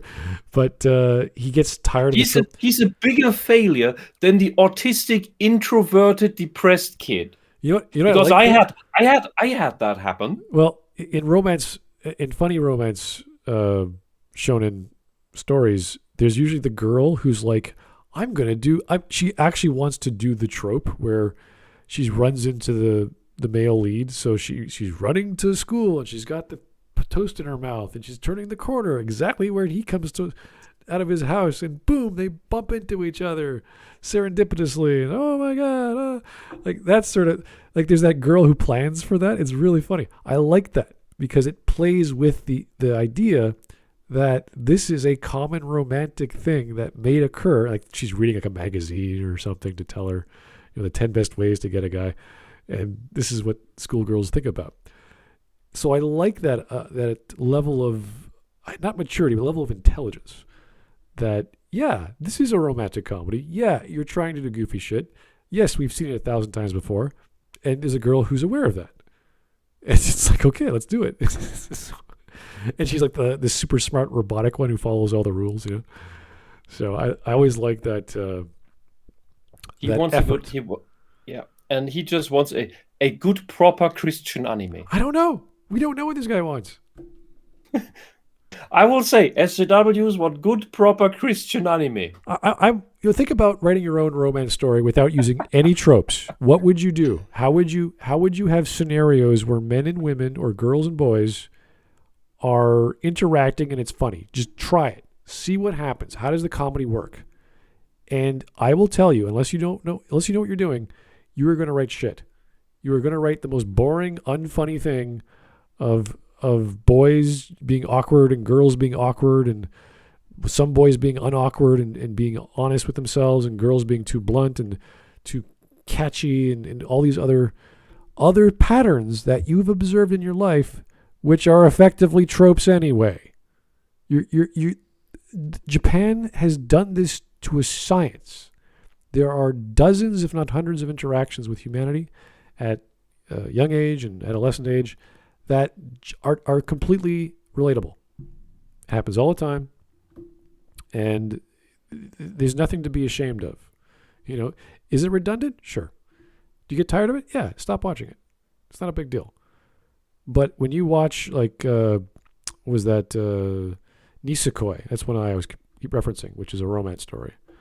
Young boys and young girls, whatever. It's like, oh yeah, here's at least 3 or 4 tropes that I hate. But we understand the motivation of the characters. We understand the plot of the characters. All the girls like the guy for a different reason or for a reason that is seen in a different perspective. And that's why you pay attention. You don't care that she's the rich girl who is the one who's the most honest with her feelings and the most mature, even though she's immature in other areas, like she can't cook or whatever. It's because that's the character we want to see because they try so hard for the thing they want, even though they're not the best option. And you're like, wow, I could watch an entire episode just on her because she's the one doing everything different. She's honest. She's like, she wants to make the giant chocolate statue of him because she loves him so much. It's Valentine's Day or whatever. Like all those silly patterns, only exaggerated because that's what comedy is. It's exaggeration of our differences, of things that are observable from a different perspective, taken up to as high as they can go. So you're going to have to exaggerate. You're going to have differences between the genders and sexes. And if you don't, you've never lived that life. You've never had those experiences, and you're going to have to fall back on tropes or someone else's tropes, or you have to read a story that does that. And you have to go, oh, okay, I can relate to that. I can connect with that. I'm going to write about that my own way. So if it's all, I always say that all the stories have been told before in different ways. So if you're not going to use a trope, what are you going to use for romance? Like really, what would you do? Are you never going to have a dating scene where they never go out on a date? Okay, how do they develop feelings? Do they sit together? Oh, there's a trope again. The lover and the male protagonist are sitting together in the same seat at school every day. Always. He's always right near the back of if not the back of the classroom, right next to the window. Always. Well, 80% of the time, let's say. In some cases, he's not. But if you don't have a dating scene, he has to sit next to that girl sometime, constantly, or else you won't have conflict. You won't have a dialogue. You won't have anything going on. So, you're going to fall back on these tropes whether you like it or not. It's basic human interaction. Anyway. Let's keep going. You know what? I wish every time these guys would complain, they would write their own short story. Where it's like, this is how it should have been done. Mm-hmm. It's like, great, we'll read that and see how good it is. It'll be J.J. Abrams' level 5-year-old Mary Sue shit. Or Gary Stu in his case. This existentialist moment where like, do I like her? No, I don't. I'm going to go play with my math notes right now and read some Shakespeare later. It's like, okay, is this a romance story? What the hell is going on here? There must be some comedy? I don't get it. Characters in these animes are better than me is all I'm saying. You wouldn't want a nigga like me in the positions they were at. Then to top it all off, the people... Yeah, we wouldn't. You're right. We want to be entertained. Well, it would be entertaining for 5 seconds, and then we'd be bored from the cringe. Who's this boring loser doing nothing? Yeah, it's like, you like the girl, go talk to her. It's like, no, I don't want to. Okay. Romance animes extend the stories extra long for no reason. How? You can say that about any story that the plot is gone. I think lots of romance stories could have kept going, and that's the beauty of it, because Ichigo 100% is a story about a guy wanting to be a filmmaker, and the girls around him all have their own plans in life, and they could have developed those characters even further. They could have had multiple movies to shoot. One of the girls is a writer. She could have multiple stories to tell in her own way, and she could relate that to her own world. The other one was a bakery. She worked at a bakery, I believe. And the other girl was in sports. So there's three main girls. And that could have gone on for years. But the writer or the mangaka was smart and said, no, I'm going to focus on telling a tight story with these 3 main characters, and I'll have the audience decide what they want to see, which is a little different because usually the writer wants to do everything their own way. But they had a democratic vote of who the main character ends up with. But she still told the stories of each of the heroines and what their attempts at wooing the boy were like. So she got her to tell the story she wanted to tell, and she got the ending that the audience wanted. So good for them. Same thing with the quintessential quintuplets. That had a second season, I think. That had all these fanboys and fangirls over one of the 5. Of course, there's the harem ending that no one got, but that was like the logical. It's like just love them all. Just this is too complicated. That's the ending you get when Moments write it. Oh yeah, I don't know. It was everyone's the same. They all have the same heights and busts. They're all the same girl. Don't worry about it. It's like no, they're very different.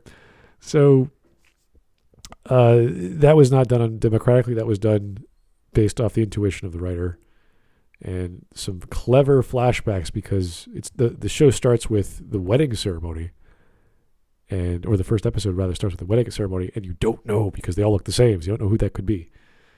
And they develop it as they go, and they find out why that one girl was chosen, even though a lot of people are like, that's not impossible, but still unexpected. Like, there's really interesting ways, because all the girls are incompetent in a general sense. Like, they're not really good at school. That's why the guy is teaching them as a tutor. He's like the number 1 in the school, but he's their age, so he has to teach them how to at least get a general pass in all their subjects. So they all suck at everything in general. One of them's good at cooking, one of them's good at sports, one of them's good at this or that, but only one thing, which is a great setup, because that means you have all these flawed characters. And you could have extended that story for at least another season, because they have all these problems, they have all these anxieties, they have all these, like, they all love the guy in their own way. And he is like, can you imagine 5 gorgeous redheads trying to graduate at your tutoring? They all love you in their own way, but they won't ever tell you, because that's not your job. You're a professional. You have to do your job. If you play around with the boss's daughters, you're going to get screwed. You have to look out for your own tuition to your own school. Not the way you'd want to. Yeah, exactly. So there's reasons for him to be the stiff upper lip Japan man that we usually see, who's very innocent and pure of heart, and he's not dumb. He knows when they're playing with him, well, mostly, but they're pretty goofy at times, and they try to play around. So there's lots of ways to tell that story, and it's so adorable, not in the cutesy wootsy way, but in the these are young adults. And one girl she's shy, but her feelings for the main character are obvious. And then the other ones who hate him slowly realize he's actually a really nice guy, and he's trying very hard. Like, he makes specific notes per person because they all learn differently, and he figured that out. So lots of heroic sacrifice and comedy and the natural like the tropes, like having the Christmas party, having the New Year's party, going to the, I don't know, birthday parties, getting a gift, like all the basic stuff you would have. Going on dates. If you didn't have a date, you'd be really like, how could you not have a date scene in a romance story? I don't know how. It's he just complains that it's these wacky, obvious, ham-fisted scenes. Ham-fisted that is he's one seen thing. A couple times. Yeah, that's one. And then watch an OVA of that genre instead, because those are sometimes more serious and natural. I don't really remember any directly ham-fisted scenes in romance, because there's usually the girl who's very into the guy, and then there's the tsundere, who's, you could call tsunderes ham-fisted, I guess, because it's like, okay, you got to have this pattern. It's obvious she likes him, but she can't admit it. But no, it's it's how it's done. So unless he has a criteria for these things, I want to know his criteria. Like, all he has to do is say, well, in this anime they do it good, and the one I just watched they did poorly. You're like, oh, he knows what he's talking about. He has a pattern. He has a criteria. He has standards. But this is like Red. Red is speaking in generalities, and we're listening to her going, no, not every anime is like that. No, not every story is like that. Can you give examples, please? And she just keeps going. Part 1, part 2, it's just like, no, give me an example. And she cuts to a clip, and you're like, that's an example from your first part. That has nothing to do with what you're talking about. So, yeah, clips have nothing to do with anything she's talking about. Usually fills in the little just projector in the stuff. background. Yeah. I wonder what approaches he's used in school that make him complain about not having worked or whatever. Because yeah, it doesn't add up. Yeah, well, women are weird. At that age, even today, they were weird. But back in the day, they're still weird. Especially when you're just starting to get into this whole boy-girl thing. It's a new world. Everything's weird. How does this even compute? How does this work? What? And so many people say so many weird and contradictory things of how things should work, and none of them do. And what am I doing wrong? And what is going on? Yeah. Does that girl like me or not? I don't know. If you're being awkward in this, it's completely natural. If you're complaining about anxiety or awkwardness in a young adult romance story, just stop watching it. Stop reading it. Yeah. And I do not believe that you actually went through that phase. Or you just avoided women entirely. Yeah. Yeah, if you complain about that, you haven't been through that phase. Yeah. Because if you were, let's say you were like the master psychologist as a young adult, I don't know how you do that, but imagine you understood people at that age and what they were going through. You'd be like, oh, this is silly. If only these girls and boys would be honest with each other, they wouldn't have these problems. You're like, okay, fair, because you know what you're talking about. You know the problems. But you'd have a boring ass story. You'd have nothing going on. Everyone would be like getting along with each other and, no conflict. So that would not be worthwhile. I wouldn't care to watch that. That'd be weird. I'd be like, what alien world of humans did you create here in this anime? That's the Christian socialist paradise these people want. Everyone gets along with everyone else, and they're very honest with their feelings every day, every moment of their life. And there's no conflict ever. No innuendo, no issue, no courage, just everything works. Everyone is the perfect age. They speak neatly and nicely to each other. They know when you're going to do something before you do it. It's like, what? Okay.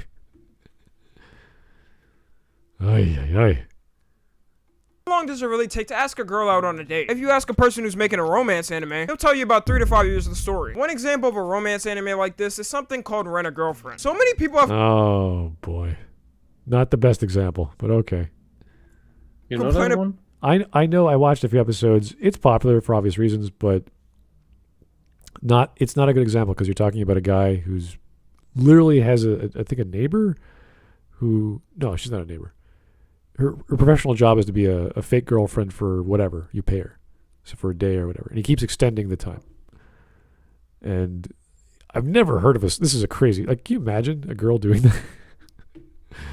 So it's cute at points. At other points, it's like, this is not the healthiest relationship. You probably shouldn't be doing this. So, but people like it. So. About how much the creator has extended the story itself. The whole point of Rent a Girlfriend is that this complete loser who's so down bad downloads an app to find girlfriends. He has this girl that he really likes, and the girl also likes him back, but they never get with each other as usual in every romance anime. And to top it all off in this, he has like 5 other options to date, and he never gets a single one of them. Like, how do you fumble this badly, my nigga? You have 5. What? No, that's normal. That sounds. Okay, maybe this guy has not actually gone on dates before or tried to date women before. Oh, God. He's only heard about women through feminist activists.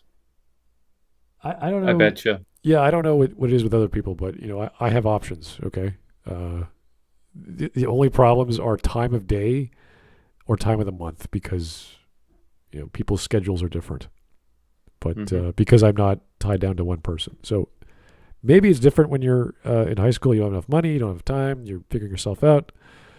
But even back then, I remember having lots of friends, lots of opportunities to go out, and I went out sometimes. But for the most part, I didn't because busy with school.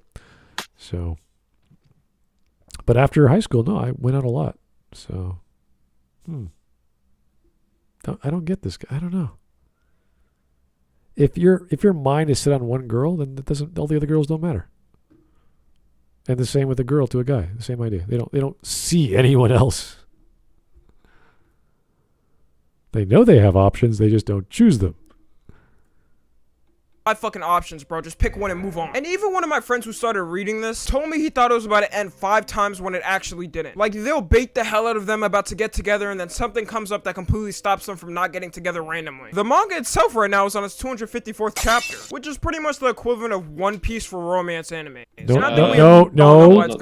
One Piece is over 1,000 episodes of anime. The manga is probably huge, even bigger.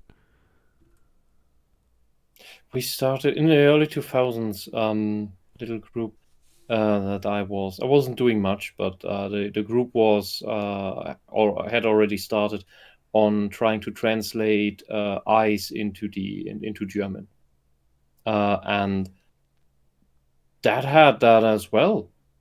It's a good manga about a young love story, and it's always about every few chapters you have this, is there the chance now that they get together? And then, no, it's not. And then it builds up again. It's basically Dragon Ball, but without the fight. But instead of the fighting, you have, are they going to get together? Yeah, this is the classic will they, won't they, and then complication, and then someone else gets involved. You have a love triangle, and then you have a love square, and then it keeps going.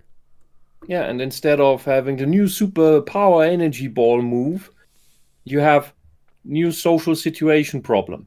Yeah. The structure is surprisingly similar. Yeah, no, this is not. I don't know why he's complaining about this. This is classic love triangle stuff, and maybe he's just not a very romantic guy. Yeah, maybe that's why the girls don't like you. Does he assume a guy wants to date like every girl at once, or something like that, because he has options? That's. I'm quite sure women aren't like that either. I don't know. Well, the same ones. It's like they're not going to date everyone. They're going to date the one they like, and then they're going to keep finding the guy of the same quality, if not higher. They don't downgrade. Maybe men are different in that regard, but if the characters in anime, especially young adult males, in the main character anime, they're like, I'm into this girl only. And that's if they're lucky to mention that to the audience. Because usually they're confused as hell because they're dumb. They're like, what the hell? What does this girl want? I have no idea. I can't figure her out. I have a pure heart. I'm not going to think otherwise. Because they always accuse me of being a pervert, blah, blah, blah. So that's pretty standard across the board. Maybe you get pissed off. I get pissed off because the guys are so limp. They're so like, ugh, just get her. She's right there. She's gorgeous. She's talking to you. Mm-hmm. She sometimes wakes you up every morning or whatever the case may be with certain stories. What more do you want? Like, I always ask, what more do you want? What is wrong with this perfect visage of a female in front of you? And he's too blind, or oh, she's just my childhood friend or my neighbor, or I don't see her as a girl. It's like, are you blind? Or maybe he just doesn't want that in his life. I don't know. But at least the narrative has to address it. And until they do, I get pissed off. So. Going so long. These creators like to milk the hell out of it for every single penny they can get before it ends. If we're being honest, damn near half of these romance stories could have ended 5 times faster than they do. But hey, I can't really blame the creators for chasing a bag. I would do the same thing, to be honest. You're telling me all I gotta do is make... Okay, so wait. He's saying he's okay with the practice, but creatively he doesn't like it. Then don't watch it. Yeah, this is like saying, well, I'm totally fine with Michael Bay making shit. I just won't watch it. It's like, what? What is the problem? You don't like Michael Bay. Neither do I. Don't watch it. Yeah, it's problem solved right there. There's plenty of anime I stopped watching. It's like, that's enough. I'm good enough. I went as far as I wanted. I don't get this guy. I don't think he gets himself. If you were to complain about rom-coms or whatever genre, whatever age group, you'd have a list of things. You go boom, boom, boom, boom, boom. Because right now he's just saying, I just don't like the trope. It's like there's nuances to the trope. There's expressions. There's different examples in each story. I would go anime by anime of at least 3 and say it's here it's palatable. Here it's horrible. Here this is the worst thing ever. And explain to me why. This is so, I wouldn't say uneducated, but just so off the cuff sounding that it doesn't sound intelligible. It sounds like he just doesn't like something because it's a thing. Yeah. The thing I don't like should be different so that I can like it, or despite other people liking the thing. Because my life was this way. And you're like, what? Like, that's, my childhood was like this. It's like, I don't care. Like, why would you even bring that up? Narcissist. It's so close-minded and sad, and you're missing the genre for what it is and the tropes for what they're supposed to be. Okay. It seemed like they're about to get together every once in a while, and right before they do, add something stupid to stop them and extend the story. That's free money at that point. Okay, all right. So that's every soap opera on the fucking planet. You have to have a complication, or else the story's over. Like, why do you think there's no major romance in what's the Soma? Was it the cooking show Sumatogeki? It's basically a cooking school, and they challenge each other in a cooking competition. And there are characters, like the females, like, I think there's 2 or 3 girls, maybe 4, who like the main character Soma. But he's so obsessed with cooking, he doesn't care. Like, he's not stupid, but at the same time, he doesn't really care. And there's these 2 girls that are clearly into him, but he's just not. Everything is cooking to him. He's so focused. And that's the story. If you take that out of the story, if you add the romance, it'd be like, well, you have to have cooking. And for him to get a girlfriend would be like, well, it's not vital to the plot. It's not vital to the story. It's not vital to the character. It's not essential. And that's why you have all these doujin and fanfics of what if this guy actually did care? Or what if she actually made some food which charmed the guy and ooh, this is delicious, blah, blah, blah. I want to get to know you better. That would be funny. But it's not about that. It's about this wacky food adventure. Yeah, Shokugeki no Soma, I think that's what it's called. The thing is, people are really hooked on these stories, even though they know it's never going to end. I wouldn't be surprised if Rent a Girlfriend is still going when I'm like 60 years old. Anyways, moving on to the next trope, it's something I think a lot of my audience can relate to. The fatherless main character. It feels like in every anime, especially the older shonen ones, the main character is either born without a father figure in their life, or their father's just not in their life in general, which I never really understood, to be honest. Like, what's up with every anime dad and just not being in their son's life? It's not... Oh. Shouldn't you... I thought the black US population could relate to that the best. Maybe he doesn't pay attention to like politics at all. He doesn't know a thing.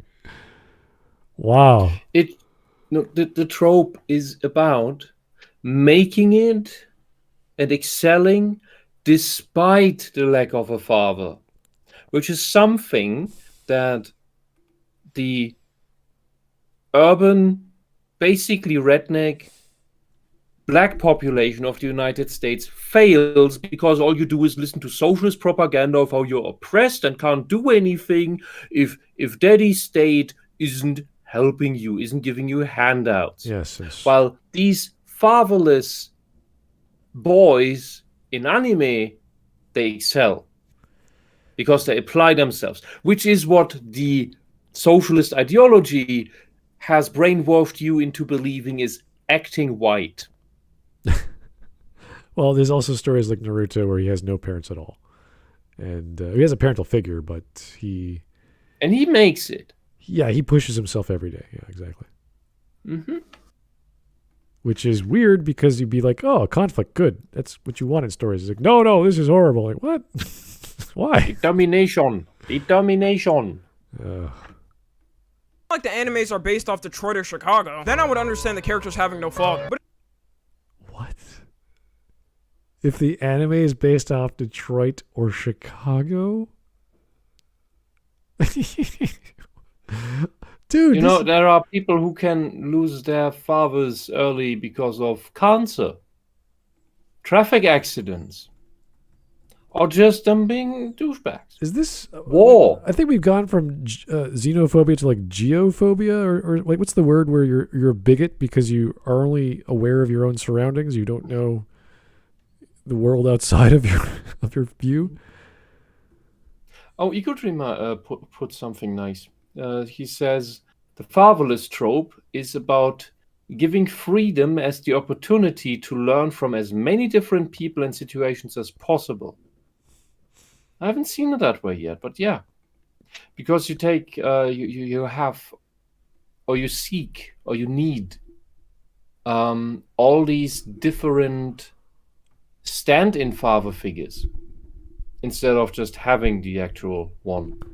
That's why you need these replacements. Well, and that's a good that there is a good thing in there. But in his case, he needs a setting like Detroit or Chicago because apparently war-torn Konoha and all the other ninja villages don't have enough violence or laws. Yeah. I don't know.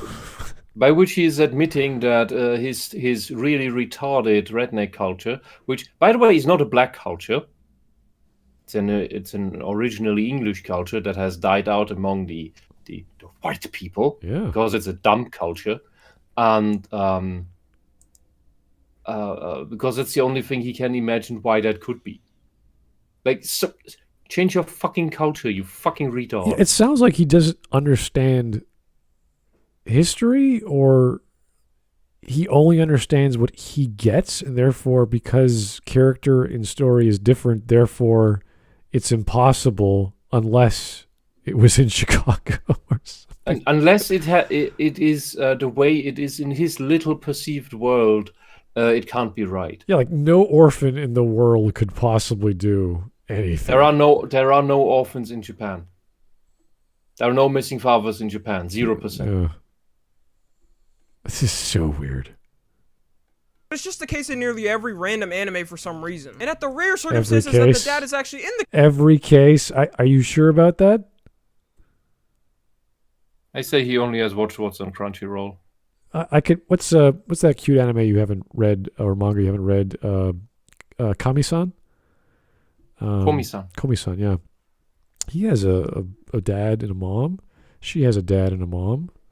They're normal people. They're normal families. That look, well, obviously not normal because it's Komi-san. I don't know if you haven't read it yet, but oh my god, her parents are goofy. But you know, they're raised. They have morals. They're taught. They know how to communicate. It's just that Komi-san has a speech problem, that she's super anxious over everything, and that's the beauty of the story. Everything that doesn't surround her, but all the characters are all versions of that, and it works so well because everything she sees, she's like, and everyone around her knows that to a degree, except the new characters, and her reactions are always just the most innocent, kind, and trying to be nice and trying to be friendly because she wants friends. And she's, of course, the prima donna of the school, and everyone loves her because she's pristine and perfect, and no one wants to touch her. And they get that. They think, oh, this person's a Deshiko. She's perfect. You know, don't bug her. And then, of course, she wishes she was bugged because she wants friends. Yeah, because the accidental perfection leads to involuntary isolation. Yeah, if he watched Komi-san, he'd be completely lost. It's like, what is this? How could there be a girl who no one talks? It's like, wow, really? I've met... Because everyone thinks she's out of her league, out of his league. Oh, yeah, that's the flip side. Well, both, the boys and the girls think she's out of their league. Yeah. And what's his name? Tenehiko, I think his name is just he's just sitting next to her, and he just helps because he understands people very well. And he could tell when she's really trying to say something or feeling something, which is one of his natural talents, I guess. Mm. So he can connect with her easier, much quicker than others. And it's so cute when she starts writing on the whiteboard instead of talking because she's afraid to talk. Right. Like, Although this is such a... That's an actual autism moment. Yeah, it's and just beautiful. Just recently, well, not recently, maybe the past, I don't know, 5, 6 mangas that I've read so far, she's actually talking, but it's so simple, and she's basically whispering. And she's accepted Tadanahito's feelings, and her friends are talking about, I want to smooch. I want to smooch. Keeps in her head, but she ends up trying to do it, and she just can't. And today he's like, I want to give you a hug, and she's like, okay. And they're hugging for like the longest time. And her mom, being the weirdo, wants Tadanahito to reenact the time when he confessed her feelings to him. And she's in the other room, and her mom's playing as her, and she walks in like, what the hell is going on? And of course she has this giant big eyes and with no mouth, and you're like, what? It's great. It's a fantastic movie. Mm-hmm. Character's life for once. They turn out to be the most deadbeat people in the fucking world. Yeah, I'm looking at you, Jing. Yeah, I'm looking at you, Dio's dad. I don't even remember your name, nigga. Anyways, the next trope we got I like to call is the useless female character. I'm talking about that typical shonen anime shit. When they set up the female character to be extra strong, train every single day to master their powers, learn every single ability in the book, psychoanalyze every enemy to ensure that their win is guaranteed, and at that point I'm like, okay, I'm ready to see this girl whoop somebody's ass with all of these abilities she's mastered. And then the creators just go like, alright, we set her up to be this powerful. She has all these abilities. You know what? Give that bitch a healing power real quick and make sure she forgets everything she learned. Wait, huh? Like, bro, what happened? Then to top it all off, when they do actually get in a fight, they end up losing the fight they get in, and the main character... Does anyone have any idea what he's talking about? I have no idea about a single example that this fits towards. The super powerful side character that loses? To what? To whom? I have no idea. Who has amnesia? Like, what is happening? What is this? I don't know. Just swoops in to save the day like he's Prince Charming. And I think we all know which character fits in this exact category without me really having to say Sakura. Every time... What? Wait! Stop! This flawed, incompetent, flat-chested idiot. She's just a medic. Yeah. She has really good chakra control, and she learned from Tsunade how to get strong. Of course she loses. It's not her forte.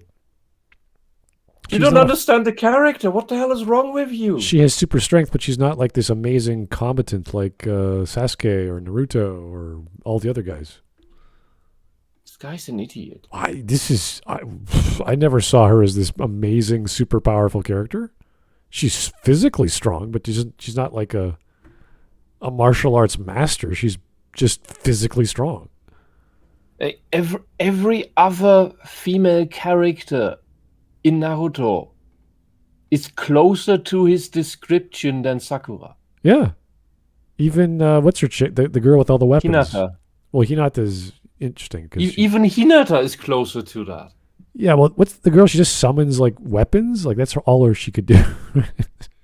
She's a weapon master or whatever.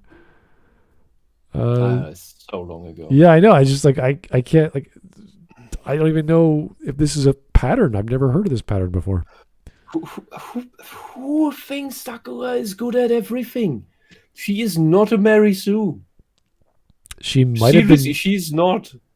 Yeah, she might have been good at school when she was a kid, but that was like 2-3 seasons, maybe. After that, she grew up, and then she just became a supporting character. Yes, sure. Tenten is one of the characters I thought about. Tenten was that would be closer. Was the weapon master? Yeah, exactly. Yeah, that would be closer to his description. Yeah, because she barely gets any spotlight. Yeah, she's introduced and she's overshadowed by Neji and Rock. Mm-hmm. They're amazing. She's like, bleh. What an idiot. I wish I knew what he was talking about here because I cannot relate to this example. Sakura yelled for Naruto, I just wanted to punch my monitor. Because the thing is, we know Sakura is strong. This is the same girl who trained with Tsunade and got her ass whooped so she could become stronger. But of course, they had to give Naruto his care. Okay. As we said before, she is physically strong, and she did fight that puppet guy, and I think she beat him. So why is he complaining? That was like her first big major fight. I don't remember. Oh, it's this dude who has like this. He's basically just a canister with a heart in it, and he controls puppets, including the one he's in. This is really good animation. Like they really upped the game for her fight scenes.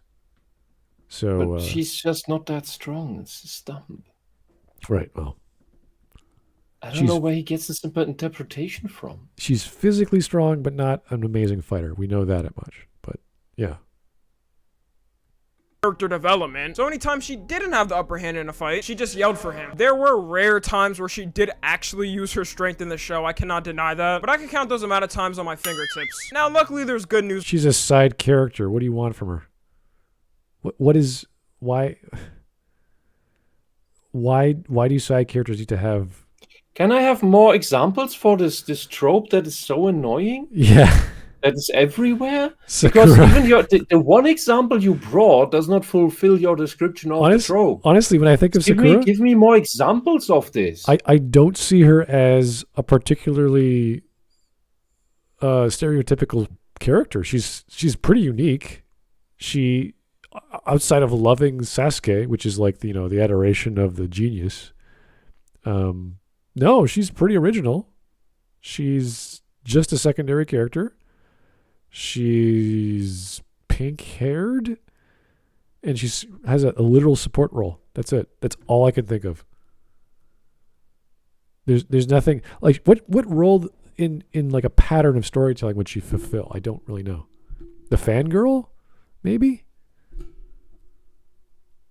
She ends up with Sasuke at the end. Amazingly, I don't know how that happened. Perseverance? I don't know. Like, what's the big deal? I don't get it. Pleasing the fangirls? I don't know. Even with Hinata, like Hinata is also the fangirl and the shy one, and she's weak. Starts off weak, and then she grows up and figures out like she even admits she loves Naruto. They get later on in Boruto. She gets married, whatever. But the story is not about her. She has like maybe 4 or 5 episodes where they talk about her history and her family, and she fights Neji that one time, and she loses. And Naruto gets all angry. It's all to get Naruto more motivated. So she has like I think 2 episodes where they're fighting near the end of the series, and she comes into her own. She comes stronger. That's where she admits her feelings. But it's really not about her. All the side characters, it's really not about them. They have their moment to shine, and then that's it. That's what side characters do. You flesh out the world a bit more with the tournament arcs and the whatever they do on missions. And there's all the filler episodes. We won't talk about that. Anyway. On this, it has gotten better in newer animes and stories. Like, I know Jujutsu Kaisen has fire-ass female characters that are strong as shit, but man, and all of those... So what's your point? They're just strong, therefore okay? With psycho eyes? I don't get it. Oh, because Sakura's strong, but that's bad. No, because she gets her ass whooped.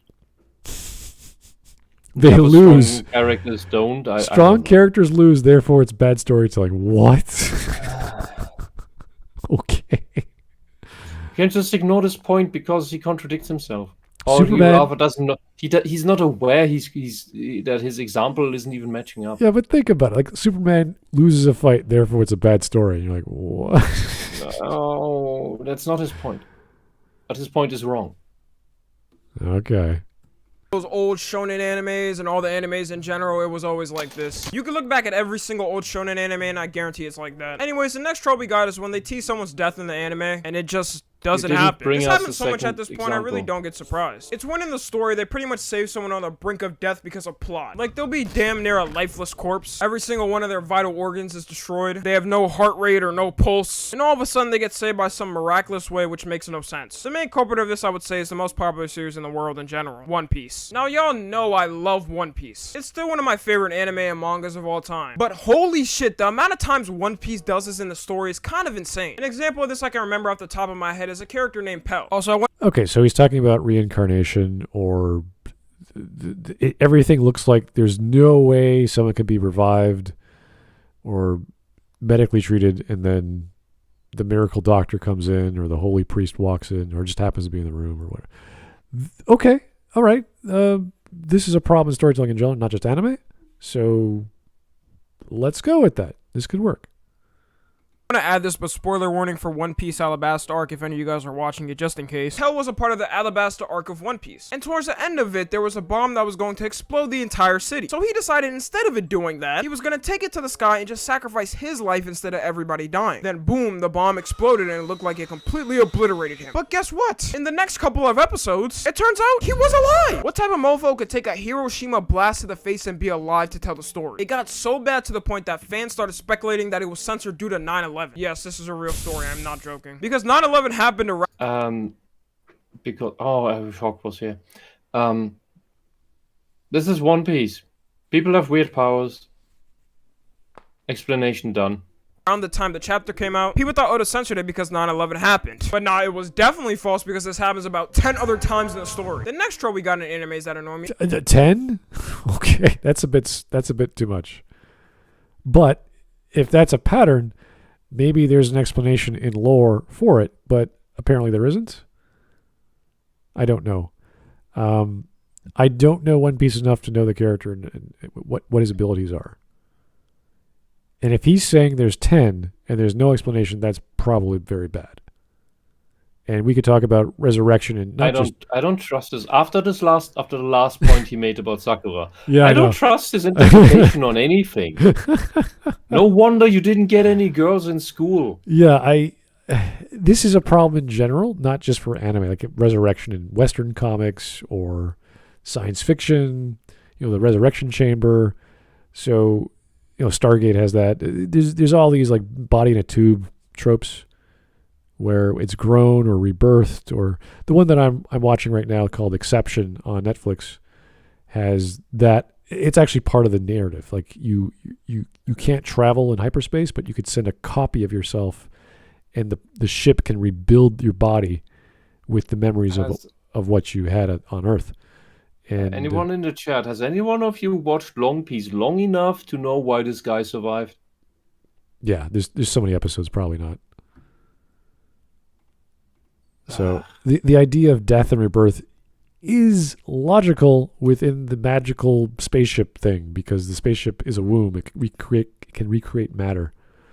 So that makes sense. It's fine if they do it 20 times, because you could just recreate it. It's totally part of science, or the technology, rather. I don't know One Piece. I can't say. But he just shrugged it off like, oh, it happens 10 times. And you're like, maybe that's his power? Oh, another one. The Copper Owl. The guy literally survived both nukes in World War II. What? Yes, that happened. There was a guy who survived both nukes. But he didn't stand right next to the nukes, carrying it. Okay, that's the difference. But yeah, weird things happen. Okay, all right. And we don't know anything about this character. You didn't tell us what his powers are. He looks like some weird. Looks like he's referencing some monk type thing. Yeah. So maybe he reincarnates. Who knows? I don't know. I haven't watched it. Why don't you give us context? Oh wait, you don't understand characters. Yeah, well, I think of was it One Punch Man? Was that the zombie guy? He's a zombie, so he can't actually die. He's already dead, and he gets killed at least once or twice in the story so far. Not by a bomb, but I'm just saying, like, it's explained. That's his ability. So I just don't know enough about One Piece. But anyway, it's not a big deal. Let's go on. Is fan service. Now, fan service has always been a thing in anime since the end of time. If you don't know what fan service is, it's pretty much shots in anime to make niggas that are horny happy. But there's some animes where it's to the point that it just ruins the plot. Like, they could be in a dead-ass serious conversation of how they're going to deal with something, maybe defeat the next major threat or villain in the universe, and some girl just comes out of nowhere with her milkers flying everywhere. You know it's bad when it gets to the point where it annoys the horny mofos. Like me, it gets me mad. That's a hard audience to piss off. And don't get it wrong, I don't think I've ever gotten angry over titillation, or was it panty shots? Like, it doesn't bother me. It's like, that's kind of weird, but it doesn't. What was that silly stuff like that he's complaining about is usually already labeled as edgy. Yeah, what's why what's that fan service anime you referenced before, where it's all girls doing backflips and showing off their panties? And Agent Aika, you're right. That's like that. Once you get it, you're like, oh, okay, it's no big deal. That's the thing. Women are very acrobatic, and they're wearing skirts and whatever. It's like, okay. So he's probably not talking about anime like Agent Aika or Golden Boy. Give me an example. Yeah. I hope he provides some, and then we will again see that his example is shit because he watched something that is clearly marked as edgy. I bet that's gonna happen. He doesn't. This comes down to he just does not like certain genres. I like my occasional. I don't think he likes anime. That does cross my mind after all these. I think he just watches anime because it's the popular thing. The seven tropes so far, outside of the one dying and resurrecting, which is a natural problem in storytelling as a whole, not just anime. But if the narrative explains it, it's fine. So I don't know about the other 6. In an anime, but I also actually like the plot itself, like the point I'm actually watching the show for. So you can't appreciate nudity, or he's going to give an example. Yeah, right. Example of an anime doing this all the time, and I mean all of the time, is Fire Force. I can't really watch this shit anymore and take it serious. When you have Why? Did you watch this? I saw the first episode. I don't remember anything particularly bad. Maybe later on it happens, but it did not catch my attention. If an action show has fan service in it, it tends to titillate that in the first episode already, so that you know what you're getting into. Yeah, I don't remember. You know what annoys me? Almost every bloody Hollywood show, United States-made show, with real actors, having at least one completely unnecessary sex scene in its first episode. Oh, really? And then nothing after that. But it was just there to hook in some sort of weird audience that watches shows for sex scenes. Right. Like when you think of what's that one? That is horrible. That is horrible. Fan service in quotation marks, because it's not even fan service. Right. Well, there's the example of High School DxD, which is pretty much ecchi anime. Like it's not designed to be ecchi anime, but that's part of it. The whole point is to be stronger, and there's the queen, and the main character is a pawn, and he's really weak, and he starts off that way, and he gets stronger. But there's other girls around him that fall for him, or he's into, or whatever. Plenty of fan service in that, and that's the conundrum we have even in that show, when there's so many women, or not so many, but lots of attractive girls dripping off him, where he knows what he wants, but the show never gives it to him. At least as far as I didn't watch the whole show, but from what I saw, it's like, they never give the boy the prize. He never gets it, and the girls never get it either. But there's so many opportunities, and that's kind of the ongoing joke. Now, in case I'm wrong, anyone in the chat has actually watched High School DxD or the other season or version, please tell me. But that is not the most perverse, but it's up there. So, but that's part of why you watch those shows, right? That's the audience. So it's power fantasy, titillation, cute girls. Fine. That's what kids like, or that's what young adults like. Good for them. A character whose main ability is supposed to be fighting with fire, but just beats people up by stripping nude. You know people aren't reading it for the plot at that point. Might as well just make the whole story that thing and rebrand it as a hentai. That'll make you more money in the long run. Now these... How do you know that? And why would that be the goal? What's wrong with telling the story of being a fireman and having superpowers, which is, seems a pretty noble idea. Use your powers for good. I don't know. I don't see the problem. Clothing, having adult scenarios where people are risking their lives or losing clothing because of fire. I mean, we can go to Kill la Kill. We can go to all kinds of stories where magical transformation occurs with your clothing. That's fan service for sure. Is it silly? Yeah, it's silly.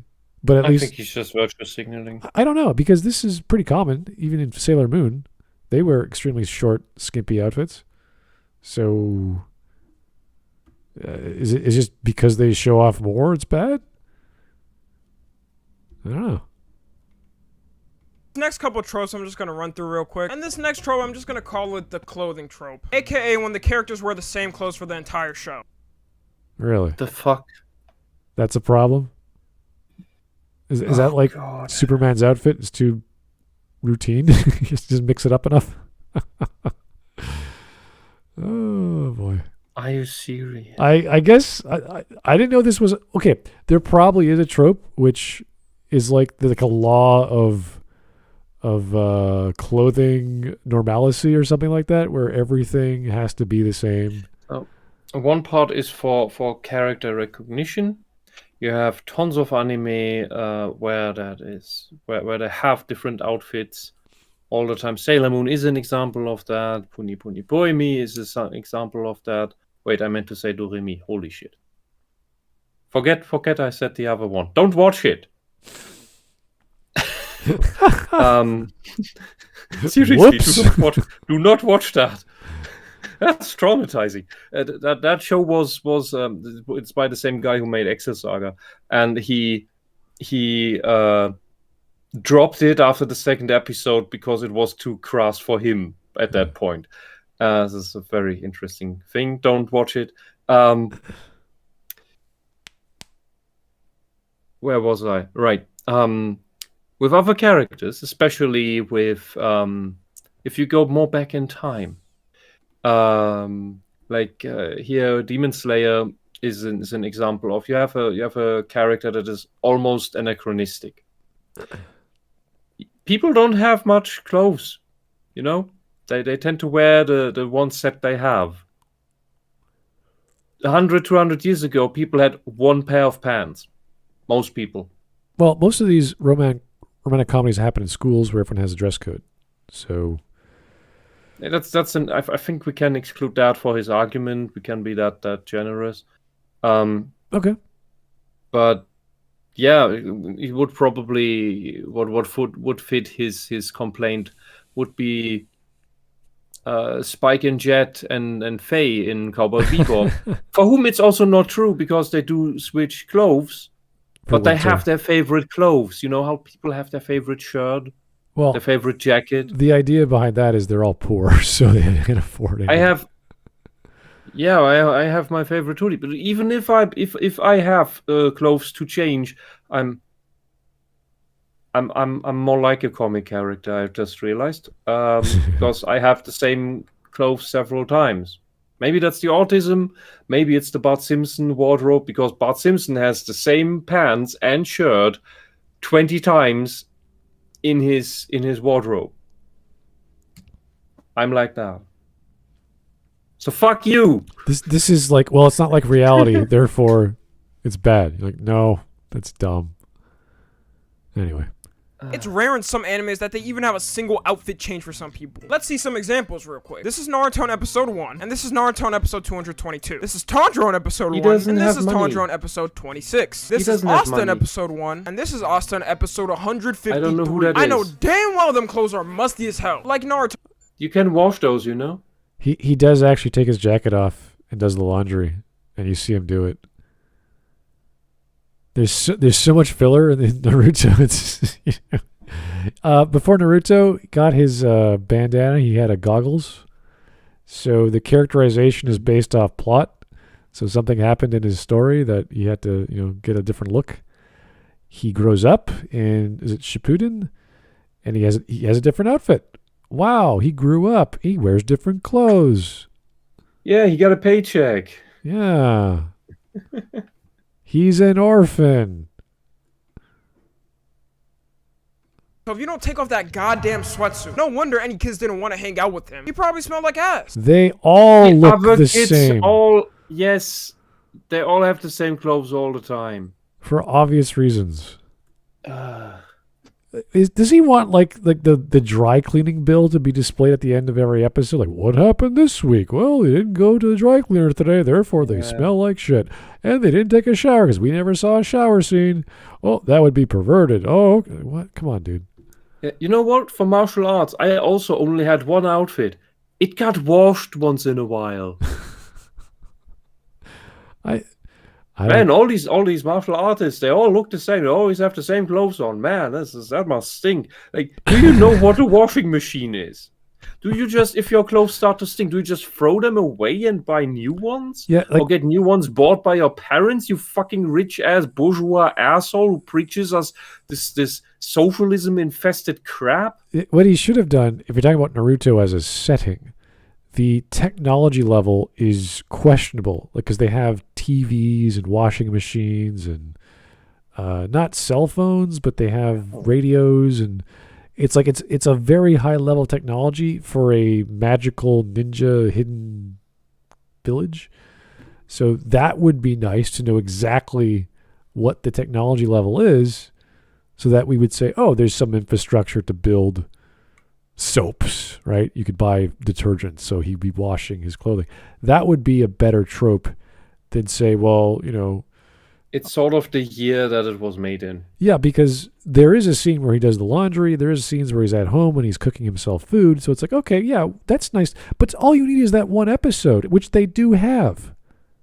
So it's like, yeah, they do have an episode where Naruto's cleaning up his room and doing all this basic stuff. So you don't need to show that every single episode. And that comes down to the point whether he's paying attention or whether he's just nitpicking stupid shit. I wouldn't either. The next trope we got is the power of friendship. Every single time in a shonen anime where someone is about to lose... Not every single time, but yes, this is a well-known issue. A fight, they instantly have a flashback of all their friends, gain 10... No, they don't. Sometimes they cheer you on from the sideline. Sometimes it's nothing to do with the friends, it's everything to do with them training or their family or the thing they have to implement, and they have to remember how to implement it. Rock Lee has a few of those flashbacks. Well, I think every character has those flashbacks, even Hinata, and she loses. So I will just derive from this that he doesn't like the power of friendship. Maybe he doesn't have any or never had any. And he doesn't like shonen anime. It's getting closer and closer to not liking shonen anime because that's a very well-known theme. So he doesn't like shonen anime. He doesn't like romance anime. Yeah, he doesn't because it's getting a bit thin on the popular genres. Yeah, I would put this more as a theme. Obviously, you could call it a trope, but because it's so prevalent and it happens near the end of a story, even with Bleach, the power of friendship, even in One Piece, Naruto, community, self-actualization, friendship. He doesn't like wholesome because he thinks the lolis are all pedophilic. Oh well, yeah. What is he watching? Yeah, it's like watching a romance or watching a comedy or a Shakespearean comedy and saying, "Well, I'm getting tired of everyone getting married at the end." You're like, "Well, that's kind of what people wanted at the time, and that's what Shakespeare wrote, and that's what works, and it still works." So, if you don't like that, that's fine, but it doesn't mean it's bad. So. Times more strength than normal. The villain somehow loosens up and they manage to beat that person. Now, without saying names, I think we know which anime takes the cake on this one. The next trope we got is when the female character just punches the main male character for no reason. I honestly don't know why this is just modern stuff. He doesn't list anything old. What's wrong with this? Girls freak out. They call boys perverts. They punish them because they think God, this is a comedy thing. Yeah. Girls freak out. It's a comedy harem often does this. This is almost every other episode for Was romance. there anything before? There was surely something before Love Ina that did this. But Love Ina had it as a running gag. Maybe not. No, maybe not Ranma. Probably not. No, Ranma didn't do the punch to the sky and go bling. Because they were martial artists in Ranma. If you punch Ranma, he'd be like, "Ugh, no problem." No. Ranma got proper slaps with the hand-shaped reddening on the. Oh yeah, that's right. The hand-shaped bruise on the face. Because he always walked into the girls' changing rooms. Because the bathhouse. Yeah. Mm-hmm. Mm-hmm. Yeah, but the super punch that makes you fly like Team Rocket. Yeah. That's. I don't know who did this before Love Ina. Good question. Yeah, I have to watch the late or the early 90s rather to find out. Don't know. Maybe I can't remember the name. It's a whole series with alternate versions. It's on the tip of my tongue. Anyway, we'll get back to it. It just gets me mad because usually the main character can beat the living pope out of them if they want. Or maybe, just maybe, it awakens the inner Chris Brown in me. Either way, I don't know, but it's just gotta be a double standard. And the last trope I'm gonna end it on... it's on the same level as Hammerspace. Hammerspace? And it's usually related to Hammerspace. It's the comedic thing where the girl gets a giant object to smack the guy with. Out of nowhere. Right. Oh, I just remembered. It was Tenki Muyo. There we go. Tenchi Muyo? Yeah. There's a bunch of girls in there. I think one of them punched him a lot. I can't remember which one, though. Yeah, also Into the Sky? Maybe not Into the Sky where the camera goes up and we see a little flicker of light, but... Yeah, but that's the special thing I mean. Oh, okay. I think that was Lovina that made that. Yeah. What does he what does he like? Honestly, he could have just gone to TV Tropes and listed random tropes and said, "I don't like it because it does this." And it's like, "Here's the anime that does this. I don't like it." And you're like, "What? What is the bearable anime for him?" Yeah. Like, when you see that joke, even as a running gag, the first time it's funny. When you're 20 years older and you see the next new show of this year also do it, yeah, it gets a bit stale. But you don't strike me as having watched anime for 20 years. You'd give other examples then. Well, I don't mind that he has tropes he doesn't like. It's his explanation, which is dumb. Mm-hmm. Yeah. The unused side character. It's when there's a side character that has so much potential, sometimes it's damn near better than what the main character's power is. You don't think Rock Lee was used? Rock Lee is not unused. He's developed very well. All the characters in Naruto are developed. Mm-hmm. They even bring them back in the sequel as parents with their own kids. Yeah. They grow up. They go from kids to teenagers to adults. It's amazing.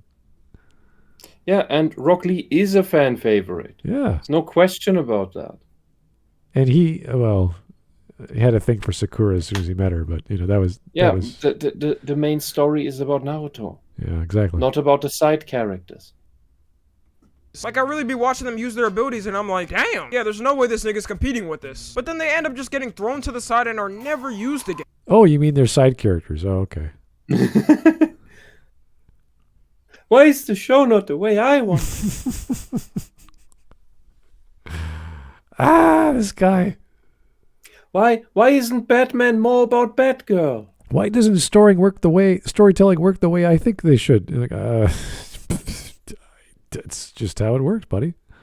Why isn't Batman more about Commissioner Gordon? Yeah.